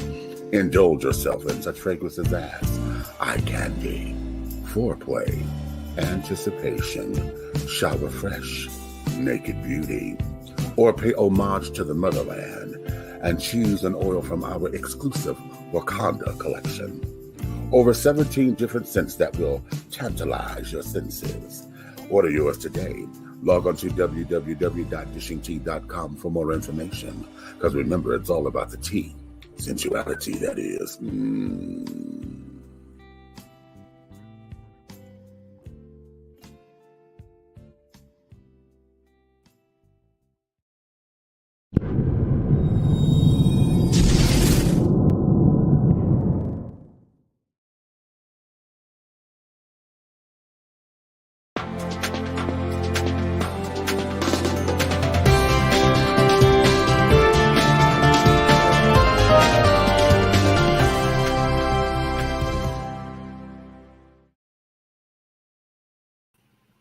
All right, and we are back. We are back. There we go. Okay, we are back, honey. Thank you. Now, before I get into Hoochie Daddy, let me go here because I'm going to read this as Nikki has written it because y'all know when we had Nikki Gilbert here on the show, she was talking about being in the litigation with uh, Stars and the whole P Valley people and carrying on. Right. And I know a lot of us, love the show and this, that, and the other. Um, However, there's a copyright infringement case that's going on. Okay. And she just wrote this today. And I'm going to read this here. She said, after watching last night's episode of P Valley and seeing the real reviews from real people and viewers versus the bot generated or corporate interest ones, I realized that my mama had a conversation with God and said, let me handle it. It's so obvious that the writer of last night's episode had no idea where to take the story because she didn't create it. I have yet to see, said writer, write an original thought or idea. I don't care how many awards, accolades, or dollars the machine pumped into her. You have to do the work, and you can't hide behind remixing other people's stories and experiences and try to fool the people. A project filled with topicality like the pandemic, police violence, Hype Williams type video montages is a remixed documentary borrowing from the trauma of the pandemic and social issues, including lyrics from Khalees, Big Sean, and others in your written dialogue. Remixing MLK's story, rewriting Tina Turner's life story, re-imaging Soul Kid Cabaret doesn't make you a writer or dope creator. It makes you a dope journalist with a wild imagination and financial backing. The cast is super talented, and I hope they aren't underutilized in effort to cover up your infringement. I was very insulted about this episode airing on the anniversary of my mom's passing, but now I know why it did. When I was going through the R&B Divas litigation, she said, they stole that from you, baby. Don't stress because eventually the universe will make it all fall apart. 100. I wish ill will on no one because I know how karma works when you let God handle it. I know with TV, each episode can be written by a different writer. So I hope for the sake of those who didn't steal from me, it gets better. But if last night's episode is any indication, Mama's always right.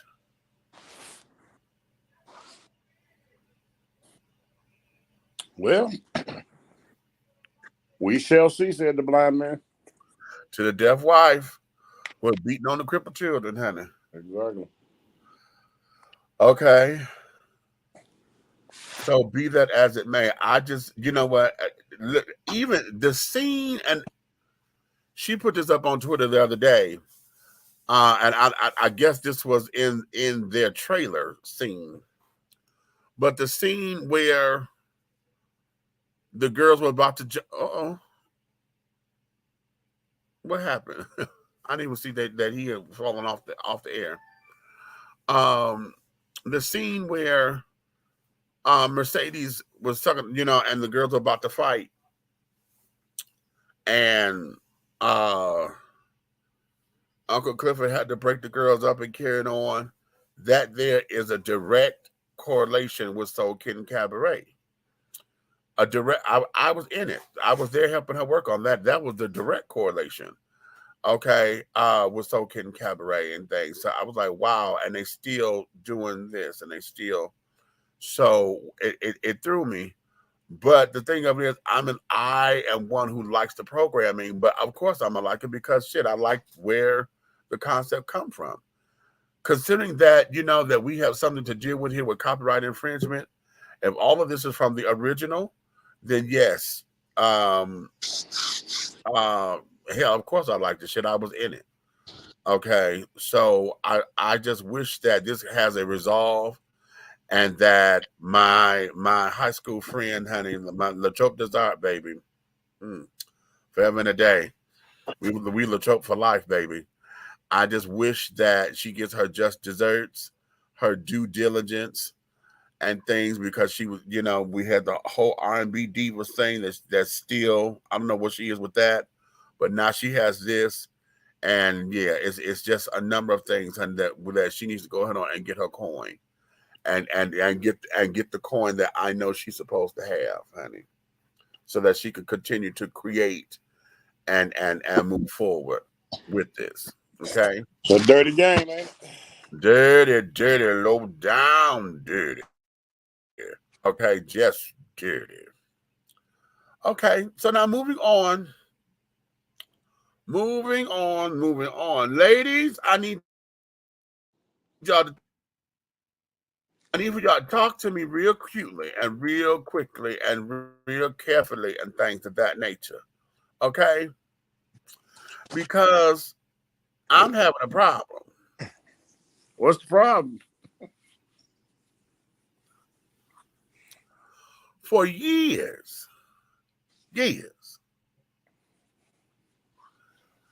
me and my community, we called them short shorts back in the day. Okay? Because we got it from the Nair commercial. Who wears short shorts? We wear short shorts. If you dare wear short shorts, Nair for short shorts. Okay? If y'all don't remember that commercial, that was for Nair hair removal for legs. It was a women's thing, right? But back in the day, honey, I've been wearing short shorts forever and a day. I done got teased, talked about, done got into a couple of fights over it. Ladies was never into us unless we were basketball players, because the basketball players who used to wear the short shorts on the courts, they was the only one that got that kind of play. Okay? Okay? Now here we are in 2022. And now you bitches want to talk about it's a hoochie daddy shorts summer. And now y'all want the boys to sit down here and wear short shorts. I wish I had the damn YouTube clip with little Miss Thing sitting up, the TikTok clip. And she gonna go through trying to explain what the hell the shorts supposed to be. Wait a minute. Okay. Cupcake almost spit up Pepsi out. Go ahead. Okay? She gonna explain what the hell the shorts supposed to be. You got to have all the thigh meat showing and shit and all that. Oh, no. Okay? Oh, no. No. We gonna go there. We gonna go there, honey. Yes, there we are. Yes, we are. Yes, we are. No. No. Okay? No. No. Yeah. No. Okay. No. Officer Dangle. No. The Officer Dangle. Okay, wait a minute. Hold on. No, we're going to share the screen. No. I'm going to share the screen. Come on, share the screen. Yeah. Share the screen. Mm-hmm. Come on, give it to me. Yeah, Hoochie Daddy. Yeah, there we go. Share. They posing too. Y'all see these? See shit like this. No. Okay. These are Hoochie Daddy shorts now. Okay? No. Okay. No. The CHURREN. Oh, no. Nigga, there's 6 inches between the doggone bottom of the short and the waist. Okay. No. Y'all see this? Can y'all see? You see that? Them draws. Okay. Wait a minute. Here we go. Right here. Oh, that's her. Wait a minute. That's her. Them draws. Oh, wait a minute. Oh, please let it play. Is it gonna play? Can y'all see this? Okay, fellas, it's officially hot as the devil's cootie cat out here. So it's time to start busting these out. And I'm personally living for this energy. I'm so ready to make somebody a single father. I'm just here to give y'all a few do's and don'ts. Obviously, this is a clear example of everything done right. Oh, you can't get it. Wait a minute. Hold on. Okay, wait a minute. I got it. Ooh, wait. I thought she had to explain the situation. This energy right here will get. Hold on. I'm gonna stop sharing, and then I gotta come to redo it again. Hush, girl.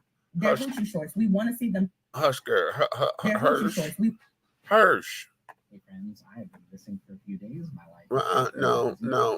Go back. One of the things that happened. There we go. Okay, fellas, it's officially hot as a. Hold on. I got to reshare because I found it. Hold on. This her. This is her. Okay.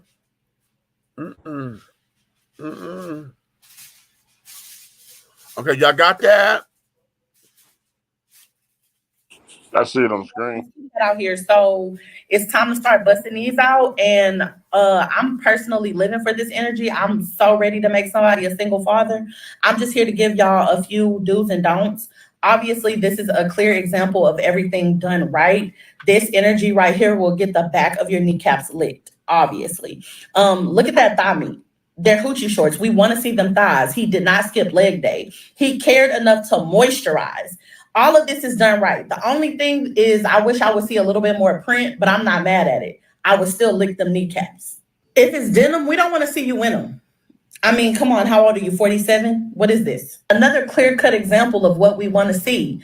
He's actually filling up that center part a little bit more than the other dudes, so I'm living for that. You see that thigh tattoo? We encourage tattoos. If you got your legs sleeved out, please show it. Don't be afraid. We want to make you single fathers. We do not want baggy ass shorts. I mean, if y'all don't want us in baggy shorts and when we be in hoochies, we don't want y'all in baggy shorts. There's no reason that these shorts should not be filled to the fucking brim. This right here is the longest that you can get with the hoochie shorts.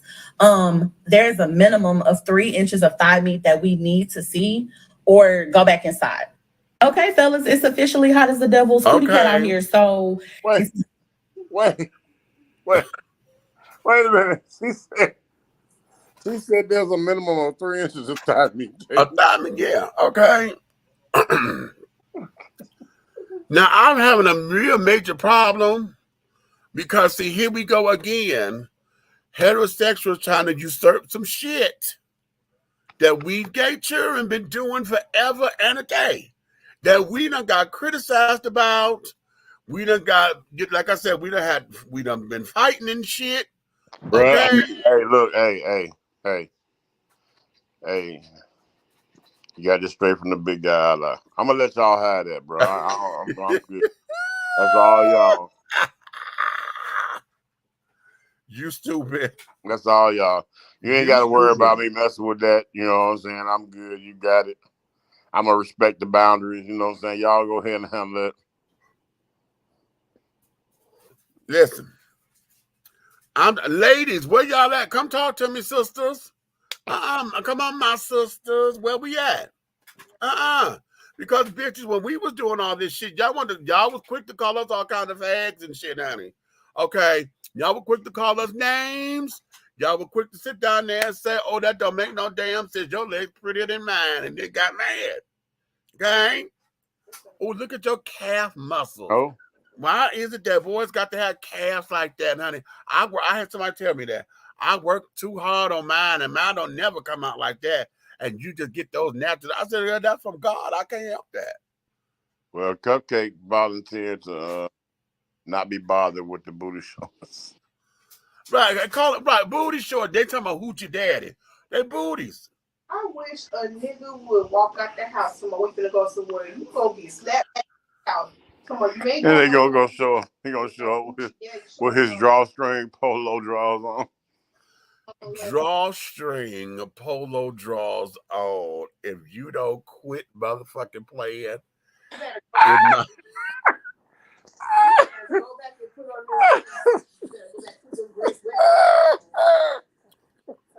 look here. Somebody wants to see those Dobby.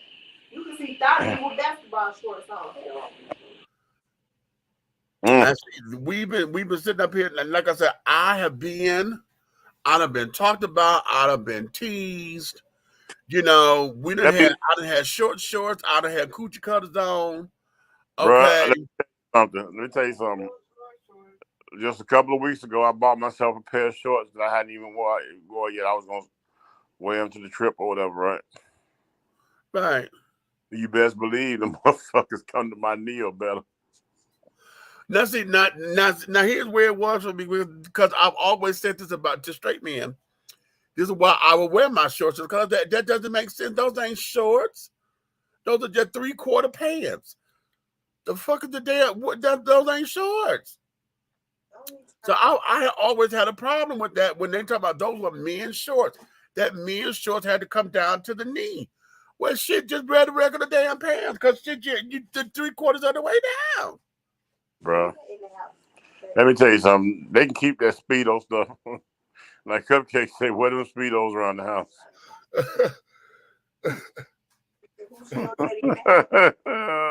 Okay. I'm just sitting up here trying to. I'm trying to understand that because here we are. Okay, Pride. What you say? Wait a minute. Come on, Pride. Pride say to each his own, but no hoochie daddy shorts for me. My lawyers need room to breathe and don't want my ass blasted all out like a feline. You don't want no bad calls. Hey, here we go. I'm finna give somebody the game. It's game time on Dish and TV with Big Meech. Hey. And here it is.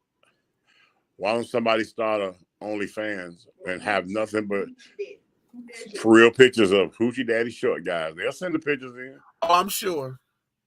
I'm about to start it. That's it. I'm starting. I'm sure. Cupcake need everybody send a picture of that Hoochie Daddy shorts. Yeah, child, please. Y'all know. Listen, I had, and this is how short they were because when we went last year to Daytona, the shorts that I bought, they were shorter than my underwear. So I had to change my underwear because I was like, oh shit, wait a minute, my drawers are showing up on. So.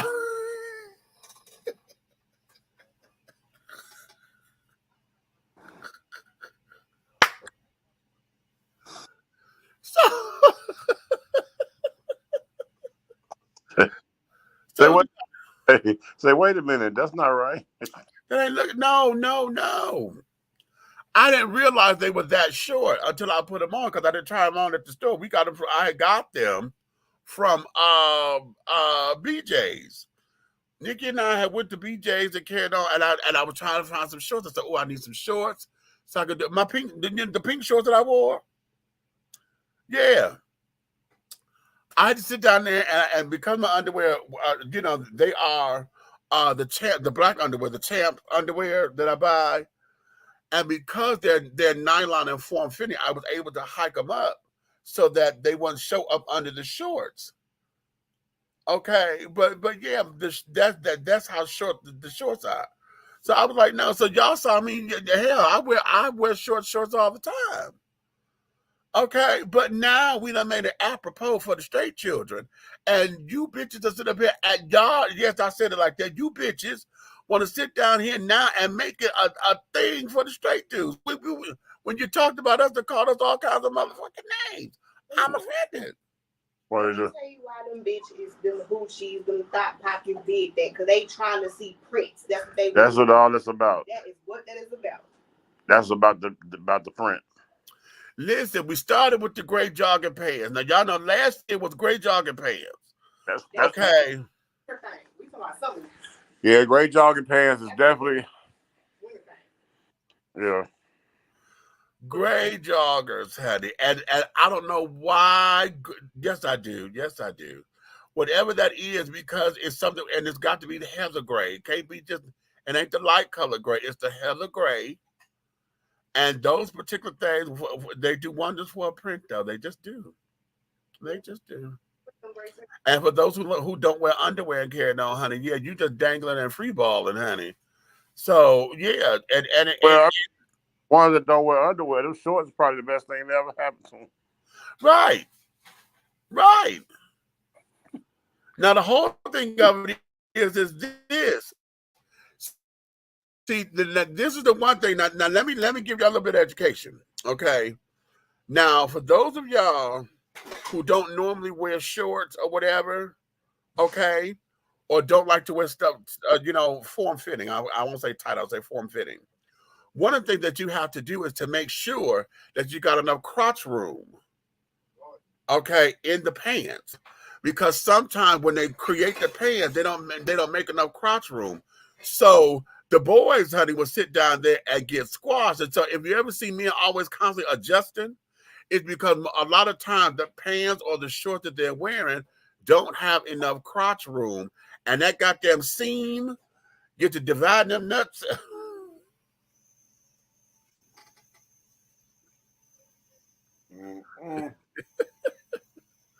But that goddamn seam, get to either divide that nut sack or it's on one side. It gets right there in the crease of your leg, because that's a funny feeling. I'm like, oh, what the hell? And you're still trying to adjust because it don't feel right. That's because there's not enough crotch room in those particular pants. So if you go into free ball, oh, he used that word. Free ball. And go commando, okay, you have to make sure that particularly if the pants are not terry cloth, or jogging pants material or whatever, if they are regular material with the zipper and carrying on, you have to make sure that you got enough crotch room. Because if you don't, God help you. Ask me how I know. So what you're saying is, right, it probably would be better that if you had some of these hoochie daddy crotch rocket shorts, right? that you would want yours as a heterosexual man to be made out of materials like satin or chiffon or lace, girl names. You know what I'm saying? Don't do that. But then if you're a rainbow kid and you had some on and you free balling and all that, you probably would want some made out of tether cloths or leather. Or you might want a pair made out of suede. It's a masculine. Well, listen. Now, what that there is, if we're going for a look, see the ones the leather community and carrying on, child, that's a whole different thing. Because see, the leather children, honey, they wear cock rings and carrying on to boost their shit up and make it look bigger than what it is, and blah blah blah blah blah. And that's a whole different thing. Okay. Yeah. Can't have that discussion. All right. What, you got this water running? It sounded like it was running over. That's why. But that's a whole different thing and a whole different look. Okay. But no, not satin and lace. No. You could do regular cotton, okay. But what I'm going to say is this. I would think the guys like Brian Gumble would wear cotton. I ain't looking at you, damn it. I'm not looking at you. I'm not looking at you. No. I'm not looking at you. I said I'm not looking at you. You hear me? I ain't looking at you. What do you mean? This child said, call me Tom Petty, because I can mess with the free baller, but not free falling, but not the free balling. See what I did there? Pride, shut up.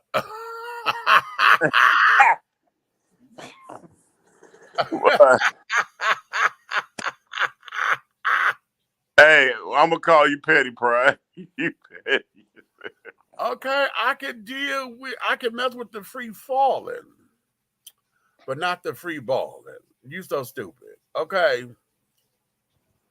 So yeah, but ladies, yeah, I'm really, really, really, really stuck on y'all with that, because damn it, we've been doing this for years, and y'all want to talk about us and give us all kinds of fucked up ass names and carrying on and take us through the ringer, and really take us through the ringer here. I don't have men and carrying on wondering, I got called all kinds of sisters because I wore shorts. Nigga, what the fuck is you wearing? Shorts. Why they got to be so? And then that was back in the day when I was kicking and carrying on. So I'm out on the porch doing my little dances and carrying on, and my leg would go up and carrying on and blah blah blah. Oh, honey, now the children, honey, yeah, they rake me across the coals, and folk like me.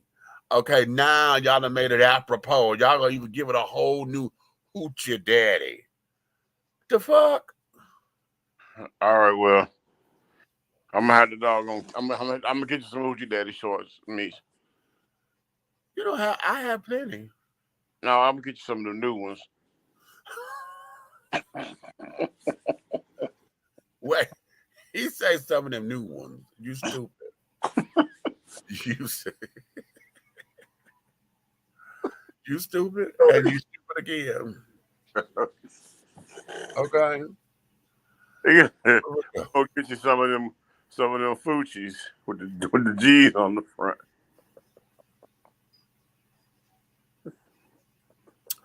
That's cute. Yeah. Okay. Red, black, and green. The goss. Oh, how about it? Okay. Oh, no, I wear the shit. Watch me. Motherland on the ass. Okay, not on the ass. I'm just on the thigh.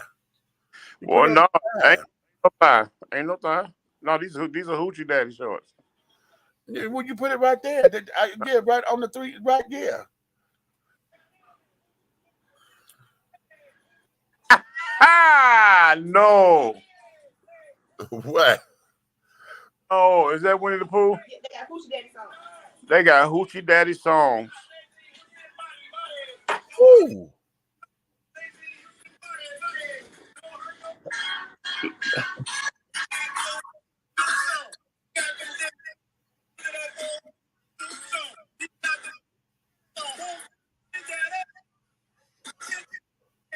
That's on YouTube or TikTok. Instagram.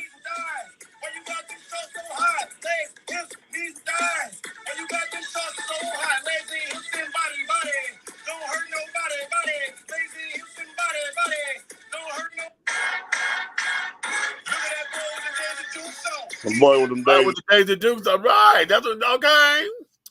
With Daisy Dukes, Hoochie Daddy. Yeah, shit, call it the Daisy Dukes. I'm gonna put this in. He said, look at that boy with them Daisy Dukes on. Hoochie Daddy. Showing them leg and thighs. Okay, right. Okay. I find this similar to back when I was a kid growing up. Girls used to clown the girls that wore extensions and, God forbid, a wig. True story. One girl in my hood used to wear a wig and got clowned mercilessly. Yet now it's cool and accepted. Pride, get out of my head. Because the girl in my prom picture, Miss Desiree, honey. Wait a minute. Let me show y'all her again. I'm going to show y'all. Wait a minute. Okay. I'm going to go here. I keep my prom picture up here because a lot of y'all don't believe it's me. Oh, wait a minute. Oh, bitch. Okay, late. Oh, you so late, Demetrius. Oh, no, here it is. Okay. Her. This girl here, this is my play sister. We grew up together, okay? And she was the first girl on our block to get extensions and carrying on. And I remember that Angela Taylor used to always try to come up and try to snatch her hair out or whatever. She said, oh, this fake hair, blah, blah, blah, blah, blah. And it was just extensions that carried on. Everybody was trying to look like Rick James back in the day and this, that, and the third, blah, blah, blah, blah, blah. But now, hell, your dreads are extensions. Now, baby going to get yarn and shit to extend your hair. Hey, this nigga's like me sitting in a chair for an hour and come out with a full head of hair. Right. Right. Okay. And there's a unit. And we're no longer wigs anymore. There's a unit. Okay. It's a unit. Yeah, child, not Pooh twerking. Yeah, they got Pooh out there twerking, though, damn it. Okay. They should name the male Daisy Dukes David Dukes and mark them to racists. Now you may be on to something, Pride. Okay, you may be on to something. Okay, prom. Yeah, I didn't win prom king at my prom, but yeah, you see how we were, honey. You see how I rolled up in there. Yeah, that was 1987. When I graduated high school, honey. 1987. Ooh. So yes, indeed, darlings. Yes, indeed. Okay. So let's see. Did I cover all of my topics today? I want to make sure. Let me go. I'm trying to go over my little thing because oh wow. What? Oh, somebody sent me something nasty. That's You tell me about it. I can't share it. No, I'm not gonna share it, honey. They sent you them. Okay. No, but I'm gonna freeze that until later. Look at this nigga. He's smiling. Okay. Oh, that's what we want to go into. Okay. Two other things, Chad. Now listen, have y'all heard this thing with Jada Pinkett Smith? Who? I did not watch the Red Table Talk, the new Red Table Talk. Have y'all heard it yet? Don't nobody care. But go ahead. Shut up. Okay. Young Meats was styling and profiling like Ric Flair. Baby, did y'all like my finger waves? Honey, I have been wanting finger waves and carrying on. That was oh my God, I was so wanting to get those. And the drama at my prom was this. Desiree and I went together, and she had dropped out of school or whatever, and she went to go get her GED, but she never had a prom or anything like that. So I asked her to be my prom date so that she could have the prom experience. But what it was is that my last girlfriend, and I told y'all about an hour ago or so, Miss Charlene, okay, who I became my girlfriend because she flipped me over her back.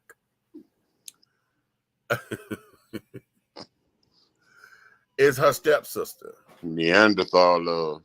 Okay. Ooh. Okay. They're stepsisters. Okay. And what ended up happening is Charlene's mother, Margaret, was my driver. We had a white Pontiac Sunbird. Okay. And she wanted to take me to my prom. So she was my chauffeur with her ex-husband's stepdaughter as my date. So everybody was like, how in the fuck you do that? That's dynasty in the making. I said, honey, well, she offered, because I was going to try to get us a limo. But they said, no, you don't need a limo. And the kid, no, but then we could not get the money. So Margaret said that she would drive us. So that's what it was. She drove us. She dropped us off. We were the first two there in royal blue and white. Those are our colors. And so I told everybody who came after us, you in my colors. It's like, no, I said, honey, we got here first. We're the first ones here in it, so you're in my colors. Thank you. And yeah, honey, yeah, we had a blast. And we rode around Detroit, and my prom ended with me falling asleep in the back seat of the car at 3:00 in the morning.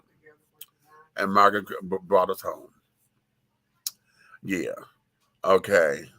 So we had a really good time and carried on. So yeah.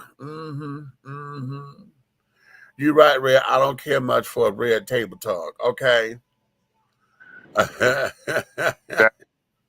True story. My best friend's girlfriend was starting beauty school, and the finger wave fad was in. So she had talked me into letting her do our hair. I washed that bullshit out the very next day. I had to wear that damn perm until it wore out.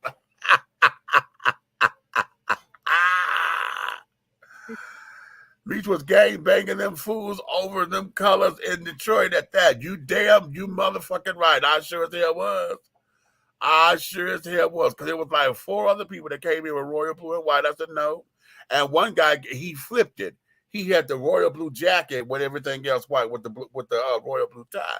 I said, you're still in my colors. How you gonna say these your colors? I said, because we were the first ones here, active photographer. We were the first ones here in it, so you're in my colors. Thank you. I did. Yes, I did. Yes, I did. Rented that tuxedo from President Tuxedo out at Fairlane Mall, child.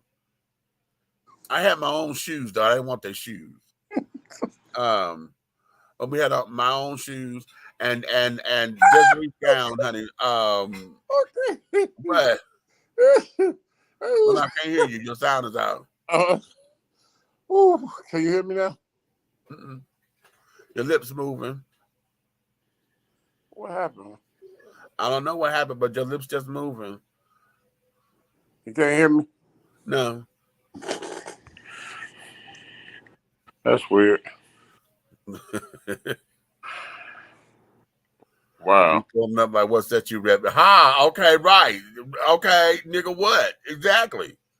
Yes, sir. Yes, the hell I was. Now what? Yep, I sure was. Then I got out on the dance floor and stripped. Yeah, I got out and stripped because I got to dancing and carrying on, and all the girls wanted to dance with me, and I wanted to dance with Desiree, and she just didn't feel like dancing because she was just in awe, right? And she was just taking it all in. I said, "Girl, come on out here on the dance floor with me," and she said, "No, I'm good, I'm good." I said, "Okay." So then all of my classmates wanted it. You want to dance? And child, we got out there, baby, please, honey, okay. And I had no inhibitions at that particular time, and because I was graduating, and I was already out, and I didn't care who knew or whatever the case may be. So, child, when I got there popping and locking and carrying on, and baby, next thing I know, I got hot. My jacket went off first. Then I kicked my pumps off, honey, because the shoes was in the way. And then I took my towel off and started to unbutton my shirt and carrying on. They was like, ooh. And oh, honey, yeah, we cut. When I said we cut a rug, we tore that floor up. Okay, at the prom, yes sir, yes sir. We was at the Hotel St. Regis out there by Fairlane, y'all. That's who hosted our prom. Can you hear me? Yeah. I'm sorry because your sound is still out. What's it?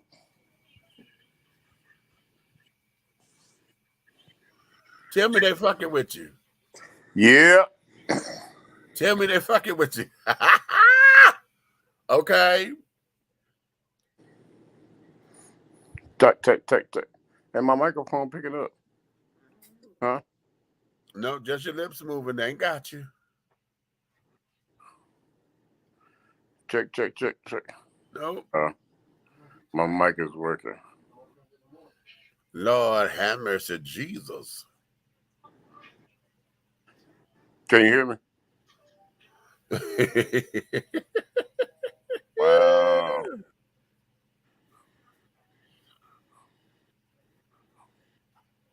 Oh, that was easy.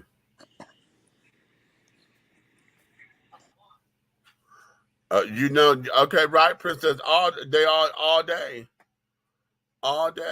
Now it said his device is not connected. Okay. Oh, okay. Let's see what's going on now. Can you hear me? No. It must be this phone. Well, you can hear Red. Oh, wait a minute. Okay, hold on. Wait a minute. That might be me. Okay, hold on, y'all. Wait a minute.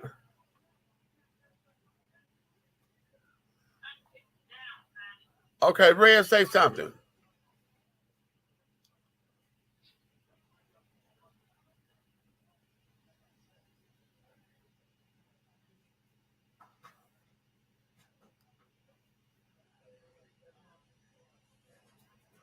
Okay. Yeah, if y'all hear him, okay, then it's on my end. Hold on. Let me take him out. I'm gonna bring him back in. Red, come on back.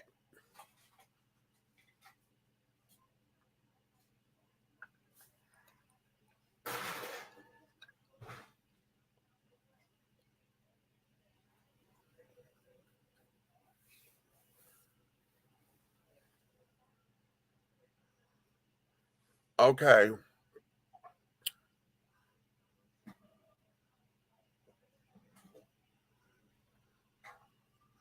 Let's see. I used to be absolutely in love with Jada Pinkett back in the Different World days and loved her movie career at the beginning, especially The Inkwell. But as she's gotten older, she seemed more and more unflattering. God, glad Will got to her before I did. Okay. My senior prom was fierce. I was wearing my custom Michael Jordan made tuxedo suit. Okay.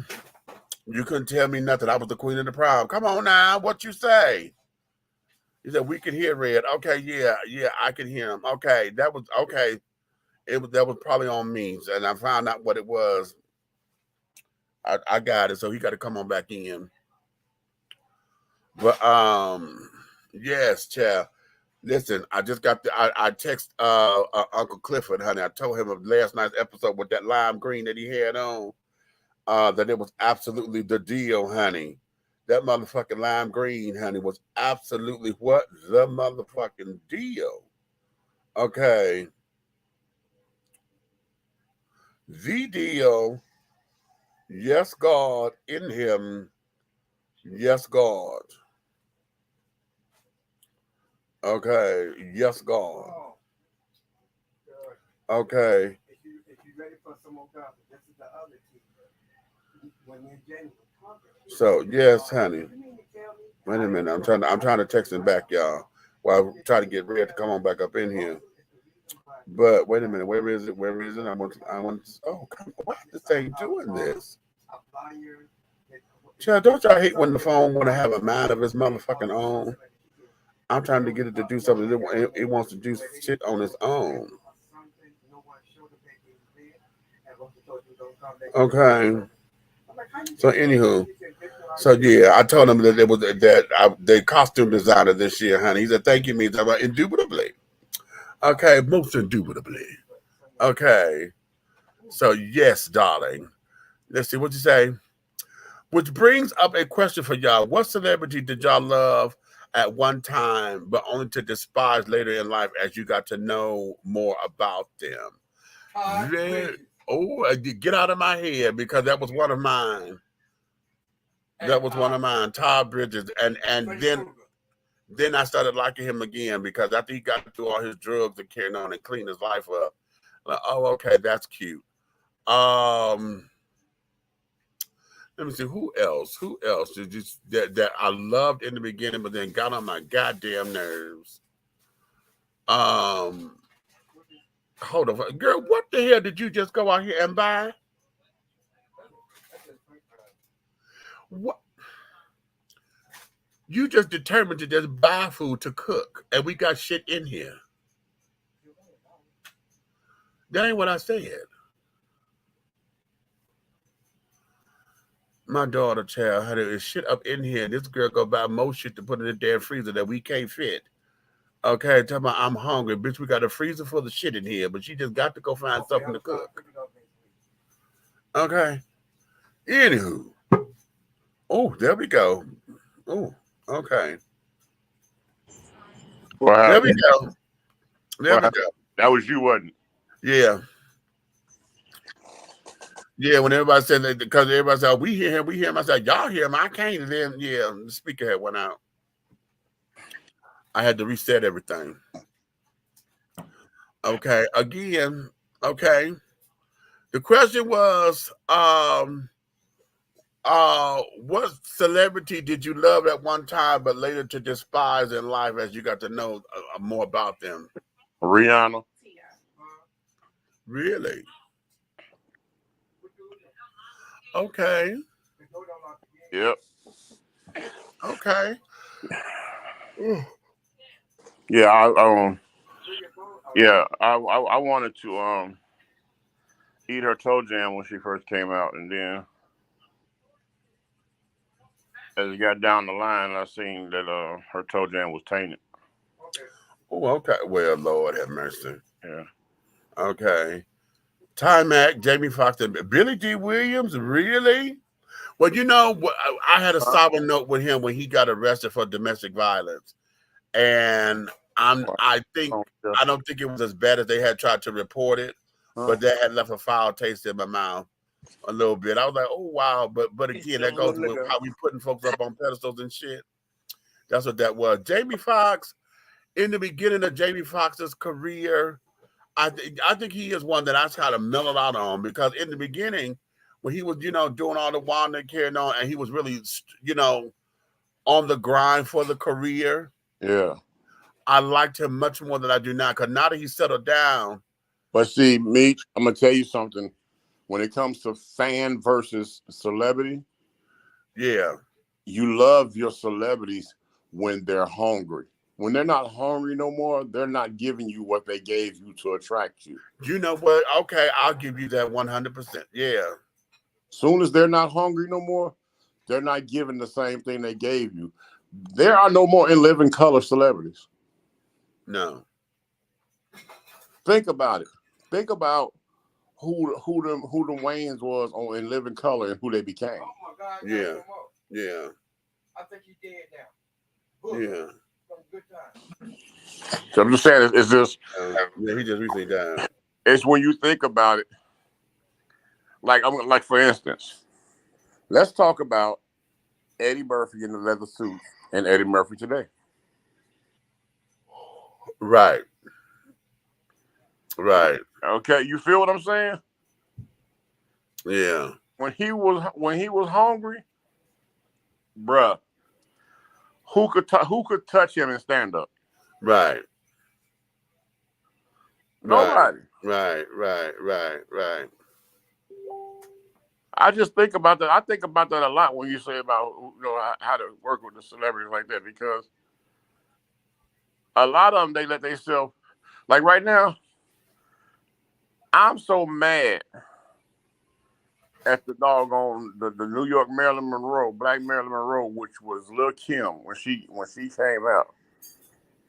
I'm so mad at her because she was a nice, normal, around the way fillet, beautiful girl that had no reason to do what she done to herself. Right. And I want to see an interview where she talks about that. There's one, she just did one, and I'm trying to remember if I haven't heard it yet, but I thought they said that they were going to ask her about her transformations and carrying on. Because I'm like, girl, I didn't like you. Oh, you know what? Well, no, I still like her, but I guess it's that hungry thing. Vivica Fox. Oh, yeah. I liked her in the beginning, but I will say this: her acting for me is like she's a 2-note actress, and what I mean by that is, very early in her career, she has started to. I saw Vivica, not a character. You know what I'm saying? That's what I say, because you can character, no matter what the character is or the criteria of the movie, is Vivica. It's not the character. Right. But name something she has done as an actress where she transformed. Right. You get what I'm saying? Those actors that keep their integrity, they catch you, they captivate you, they keep you, they maintain their integrity, are the ones that have been able to transform into the characteristics of the actual script. Right. Like Training Day. Bruh, let's take Training Day for Denzel, Malcolm X, and John Q. You would have thought that was 3 different niggas. 3 different people, yeah. Yeah. Because they are. Right. Because they are. And that fact that he flipped for Training Day, who do you thought was crooked cop, bro? Denzel. Right.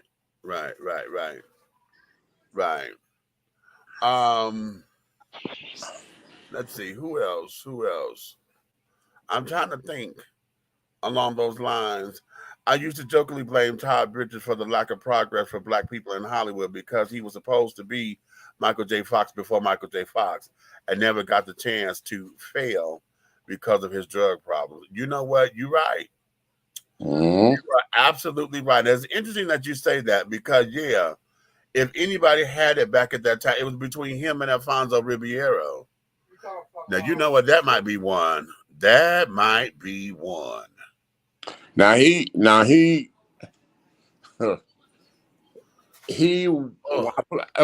captivated me as a young child. Yes. When he was Michael's idol. Yes. The Pepsi-Cola commercial. Yeah. Now, he captivated me. I said, the tap dance kid and all that shit. Yes. Young boy going places. He had his awkward. Now, he was an awkward child, honey, when they were doing Silver Spoons. Right. That was when he was doing his. Child, he was handsome, but there was that awkward handsomeness because he had to really grow into that look. I love Carlton.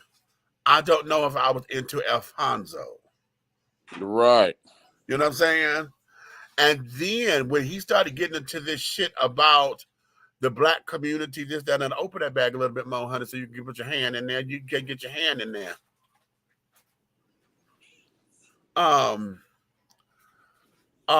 He started going through this, and everybody's trying to get him about, the black community, this, that, and the other, and blah, the yakety.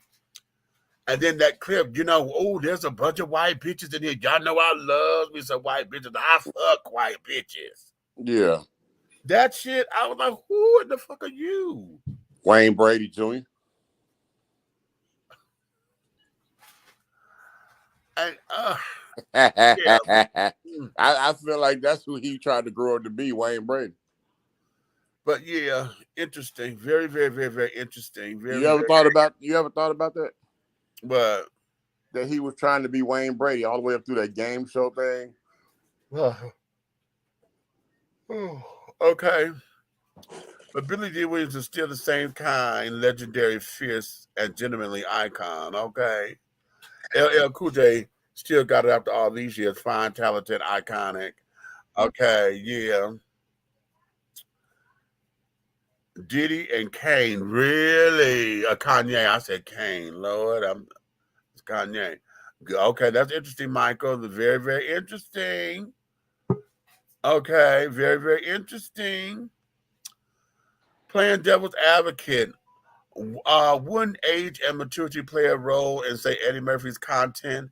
Some of the funniest jokes probably wouldn't go over well now, such as the gay Mr. T and the gay honeymooners bit. Well, it's not going to go over now because we don't even have them here anymore. But it's not the content of the jokes that he told. It's the character of the delivery. And who he has become. See, back in the when we had the leather tams and carrying on the leather koofies and all that. Your content is going to change based on the evolution of time and current experience. Yeah, right.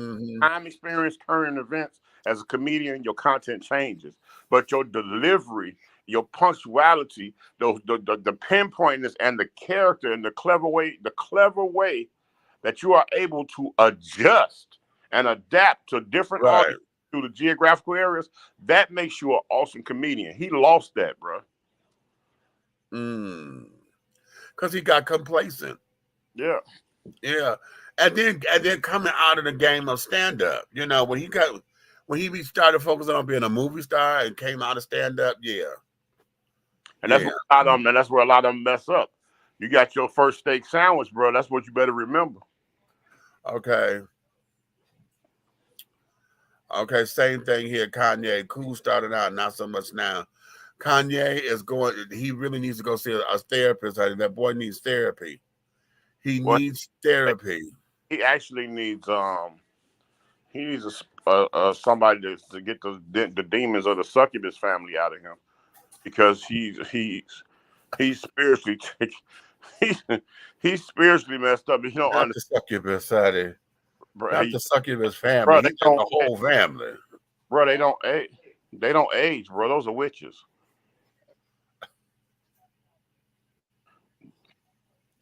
They don't age, honey, because it's called Botox and plastic surgery. Okay. They look in that mirror and see a scarred up, ugly face. I promise you, it's something witchcraft going on with them. Oh. Every black man that's successful that they latch on to and get with, he go ignorantly goofing nuts and end up by himself, and they stay rich because they got another doggone nigga's money. Well, not just what it is. I'm gonna say, okay, yeah, because what it is, they learn how to capitalize on his money, honey. They just sit down there. That damn reality show brand of theirs, honey, they end up getting sucked into the world of reality television, which is that's their thing, honey. That's their thing. So shit, the money that they end up snatching is the money he's supposed to make it from it and carrying on and whatever. So just being around you gives them television appearance and carrying on. and they treat it like the other way around. Like, okay, you around me, and so you get introduced into this world, or blah blah blah blah blah. And they have redefined the whole idea of there's no such thing as bad publicity because all publicity is good publicity. Mm-hmm. They have redefined that, especially now with this age of social media and reality show television. They have really redefined that for the people, you know. I can't help but remember that clip where they were walking out and that nigga ran to that pole. Okay. I like Bruce, but do not really like Caitlyn. Okay. Well, I can understand that because Caitlyn hasn't done a thing that Caitlyn is able to do in the position that she is in. Boom. If Caitlyn, You know what? man, Caitlyn could do a lot of damage and refuse to. So.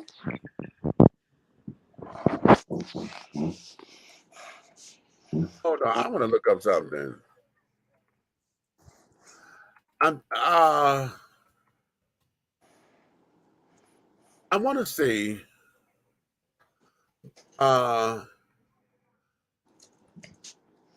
what sports do the transgender athletes compete in at the gay games?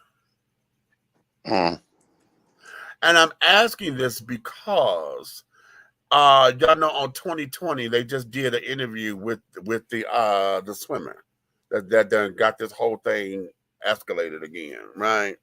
All right. Her name is Leah, whatever. And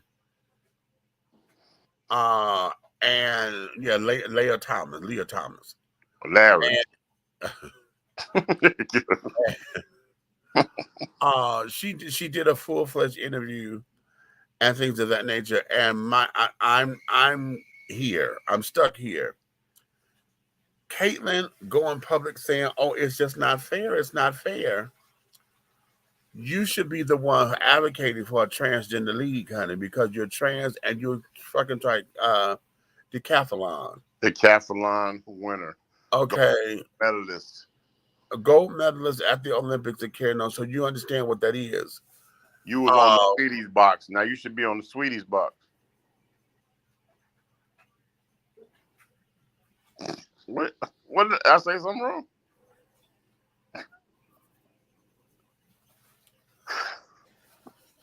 Look, man, it's true. If they came out with a box with Caitlyn on it, doing a decathlon move with a dress on, and called it Sweeties, you telling me that wouldn't be $1 million? Child, I would love to see her and with Martina Navratilova and Billie Jean King and all the other gay athletes, honey, who have really did something for this. As a matter of fact, Martina came out about that too. And the same thing, Martina has said, trans athletes, that it was an unfair thing. And I'm like, okay, I get where they're coming from and blah, blah, blah, blah, blah. We could debate the science and all of that. But my whole thing is I wanted to look up what were the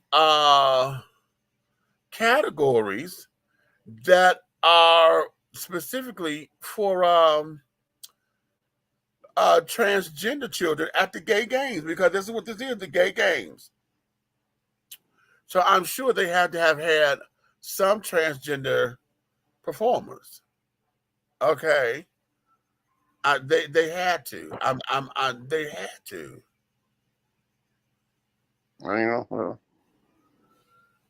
Wait a minute. Here we go. Oh, catch this. Catch this. The Federation of Gay Games recognizes that gender is a significant way of defining one's identity. The dominant definition of gender as male or female, while in part pertinent to the world of sports, as it is currently organized in practice, cannot encompass the diversity of athletes' gender identities. The Federation of Gay Games also recognizes that athletes may be fluid in their identity, or that their identity might be different than the one they were assigned at birth. In order to promote inclusion, the gay games have endeavored to develop and implement a gender policy that will allow for inclusion of every person, including but not limited to intersex, trans, cisgender, and non-binary, as well as a safe and fair competition for all. Now that there is the background for their gender policy. This is for the Paris Games in 2018, Gay Games number 10. Okay. Mm. Wow. Okay. Now they say here participants need to include their gender as part of the Paris 2018 Games 10, Gay Games 10, and the Federation of Gay Games experience as follows. While registering online, a participant would need to list their legal gender based on a government issue identification with photo, either passport, national ID, or driver's license. This information will remain confidential and will be stored accordingly to the CNIL instructions. That's the Commission Nationale d'Information des Libertés. Okay? A participant lists their gender of competition, which is male, female, gender in which they feel most comfortable participating in at the gay games. Ha! Right there. That's what I was trying to get to. Well, Right there.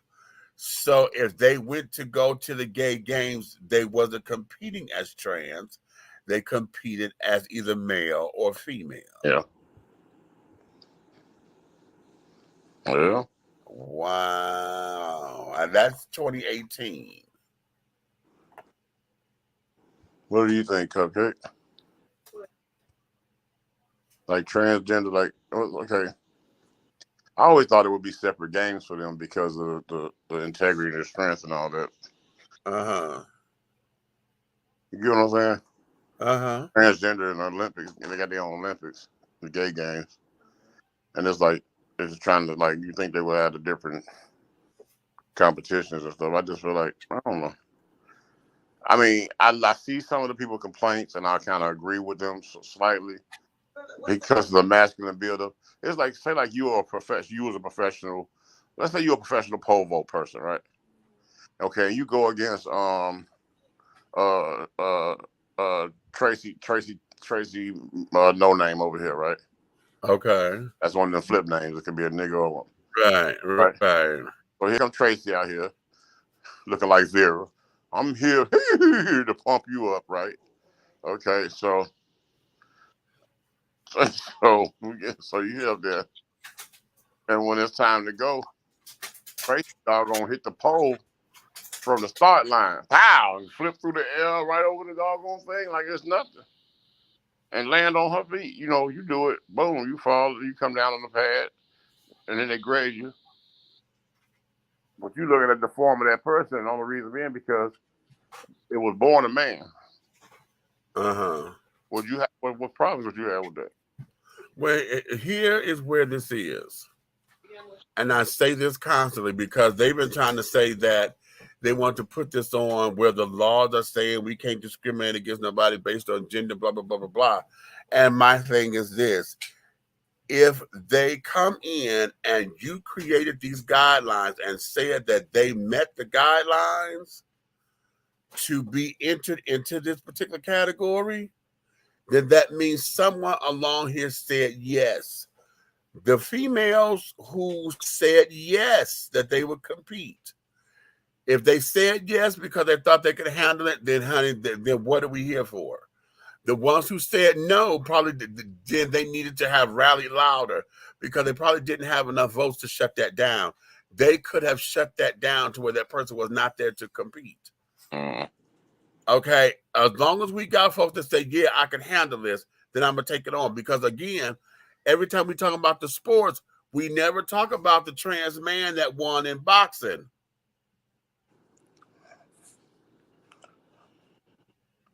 Okay. The trans man, yeah, boy or female transitioned to a man, was up against another man, and he won his bout. I'm sorry. He probably took his money and paid for a gag order.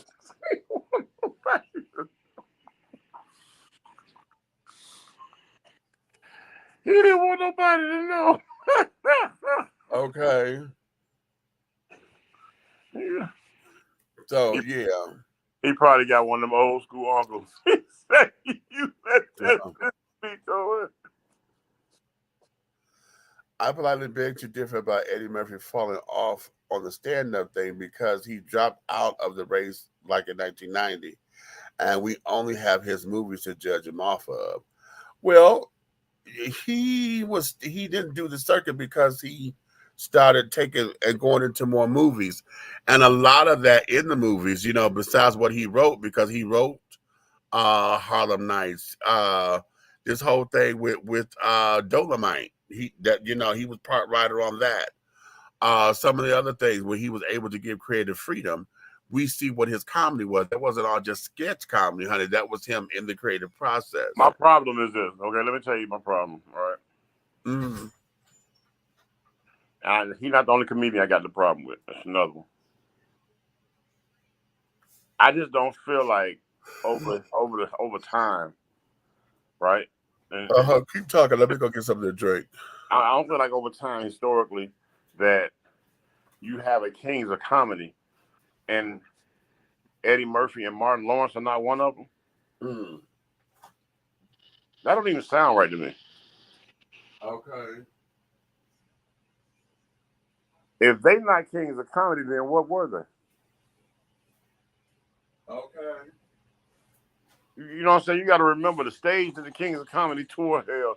When they was holding down the stage, these two guys have held those type of stages down on their own. True that.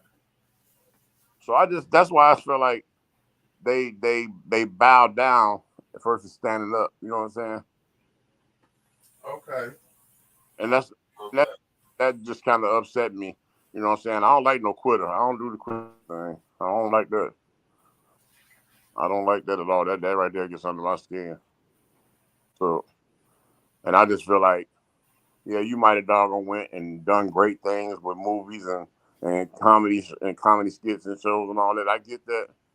But at the end of the day, I feel like that always remember where you know what I'm saying, where your greatness came from.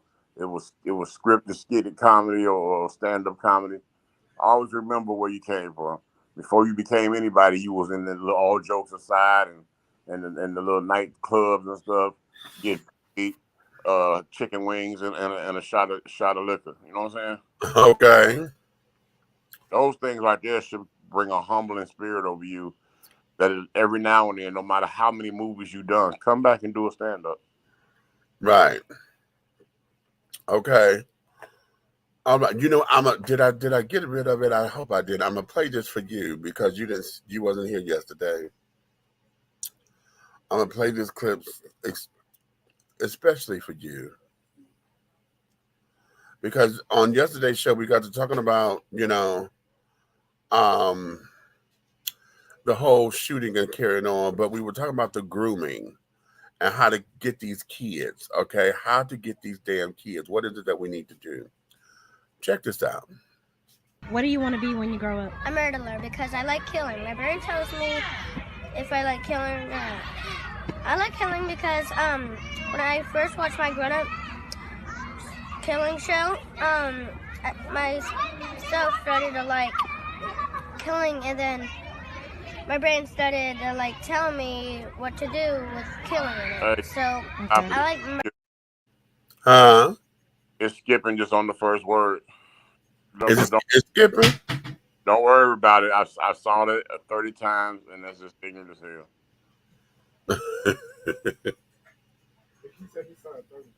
Okay. No, I literally watched that over and over again to make sure I was hearing what I was hearing. Right. Right. Right. That don't want to ask the little boy what he want to be when he grow up.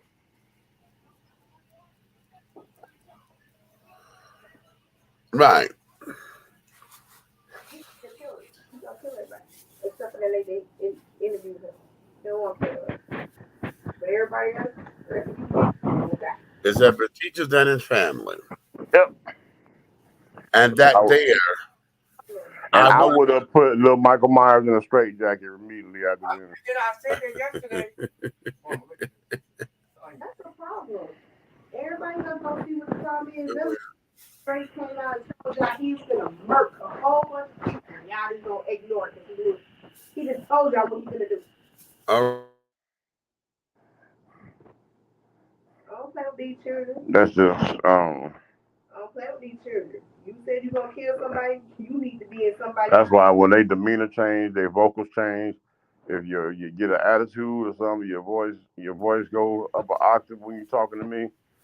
I'm trying to tell you, from 8 years old to 21 years old, I'm gonna knock your teeth in your watch pocket before you can even think about doing what you're gonna do to me. Because right now, these kids is crazy, bro.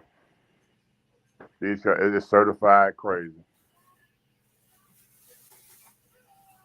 The FBI and every agency need to start investigating that kid family and storing data on that possible little monster now before he. That's the same thing I'm saying. Yep. Because see what we have to do here, because when I broke this down yesterday, I said, listen, sweeties, he done sat down there, he said this so confidently and carried on to where he said, when I watched my first adult killing show, something in my brain said, wow.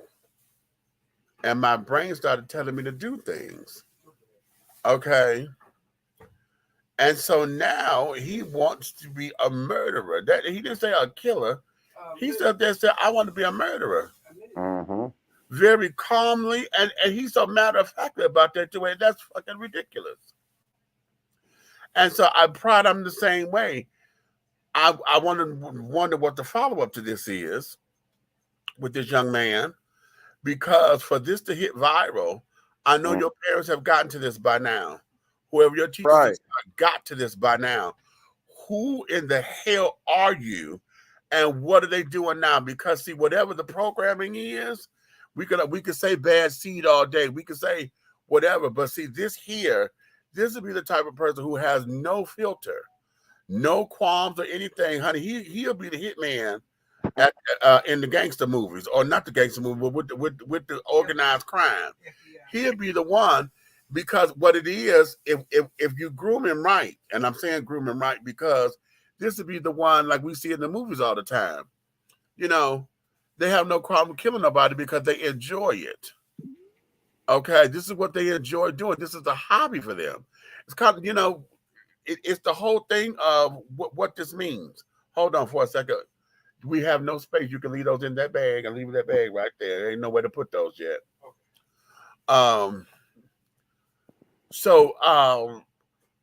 We have all of this because nobody wants to pay attention to these. These are the things that a lot of people don't pay attention to. When we look at all the serial killers that carrying on, that say they had this, they had a problem, they had something, this, that, and stuff going on.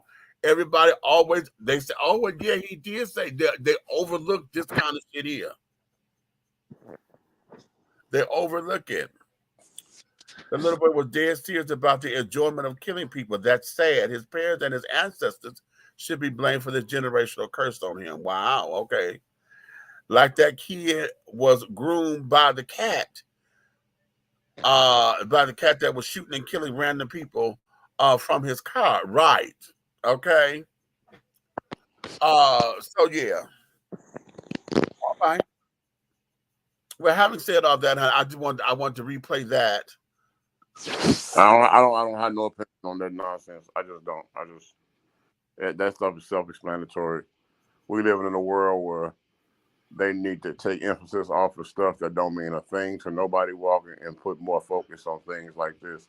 Exactly. Hello. Would you say that one more again for those in the cheap seats? And the cheap seats, the government, the world, all the entities of leadership need to take the focus off what does not matter and take that energy and that money that they spending on their doggone brand new slingshots and put it back into the communities and stop this stuff. It's time to be proactive in situations like that, because that one monster means that there's a million more like him out here. Just like him.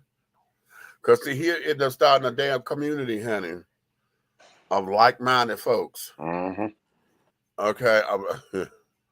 Lord have mercy.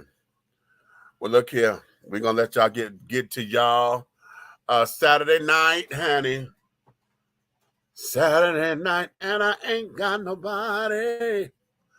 I got some money because I just got paid. Well, you can tell by the way I use my walk. I'm a woman's man. No time to talk. You ain't staying alive, honey. You staying alive. So, okay, that be that. I'm going to take this down because we done played that. I'm deleting videos as we go along. But anyway, children, listen, we thank you for your love and your support. We want you to like, subscribe, and share on whichever platform and all platforms that you're watching this on.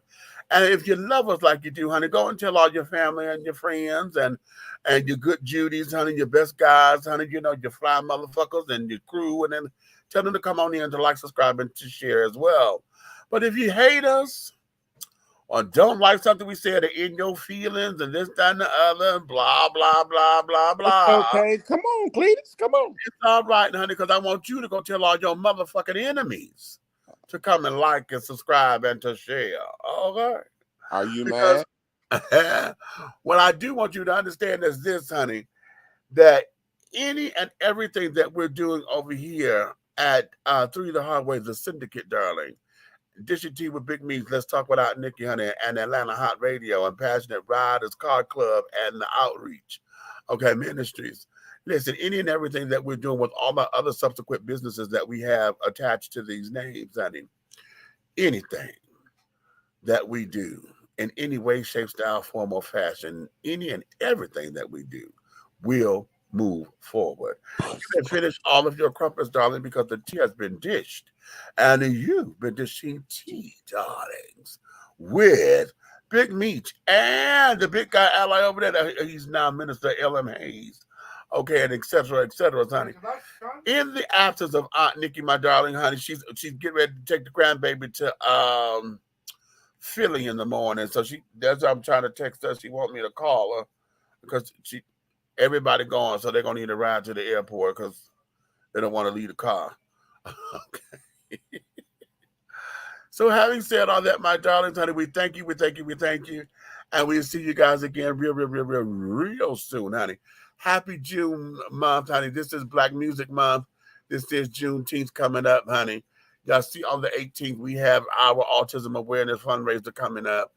And also Happy Pride. And this is also the month, honey, that we're going to be celebrating. I think this is the 6th or 7th year of the Pulse nightclub massacre. So we got all that going on, honey. So on that note, my darling,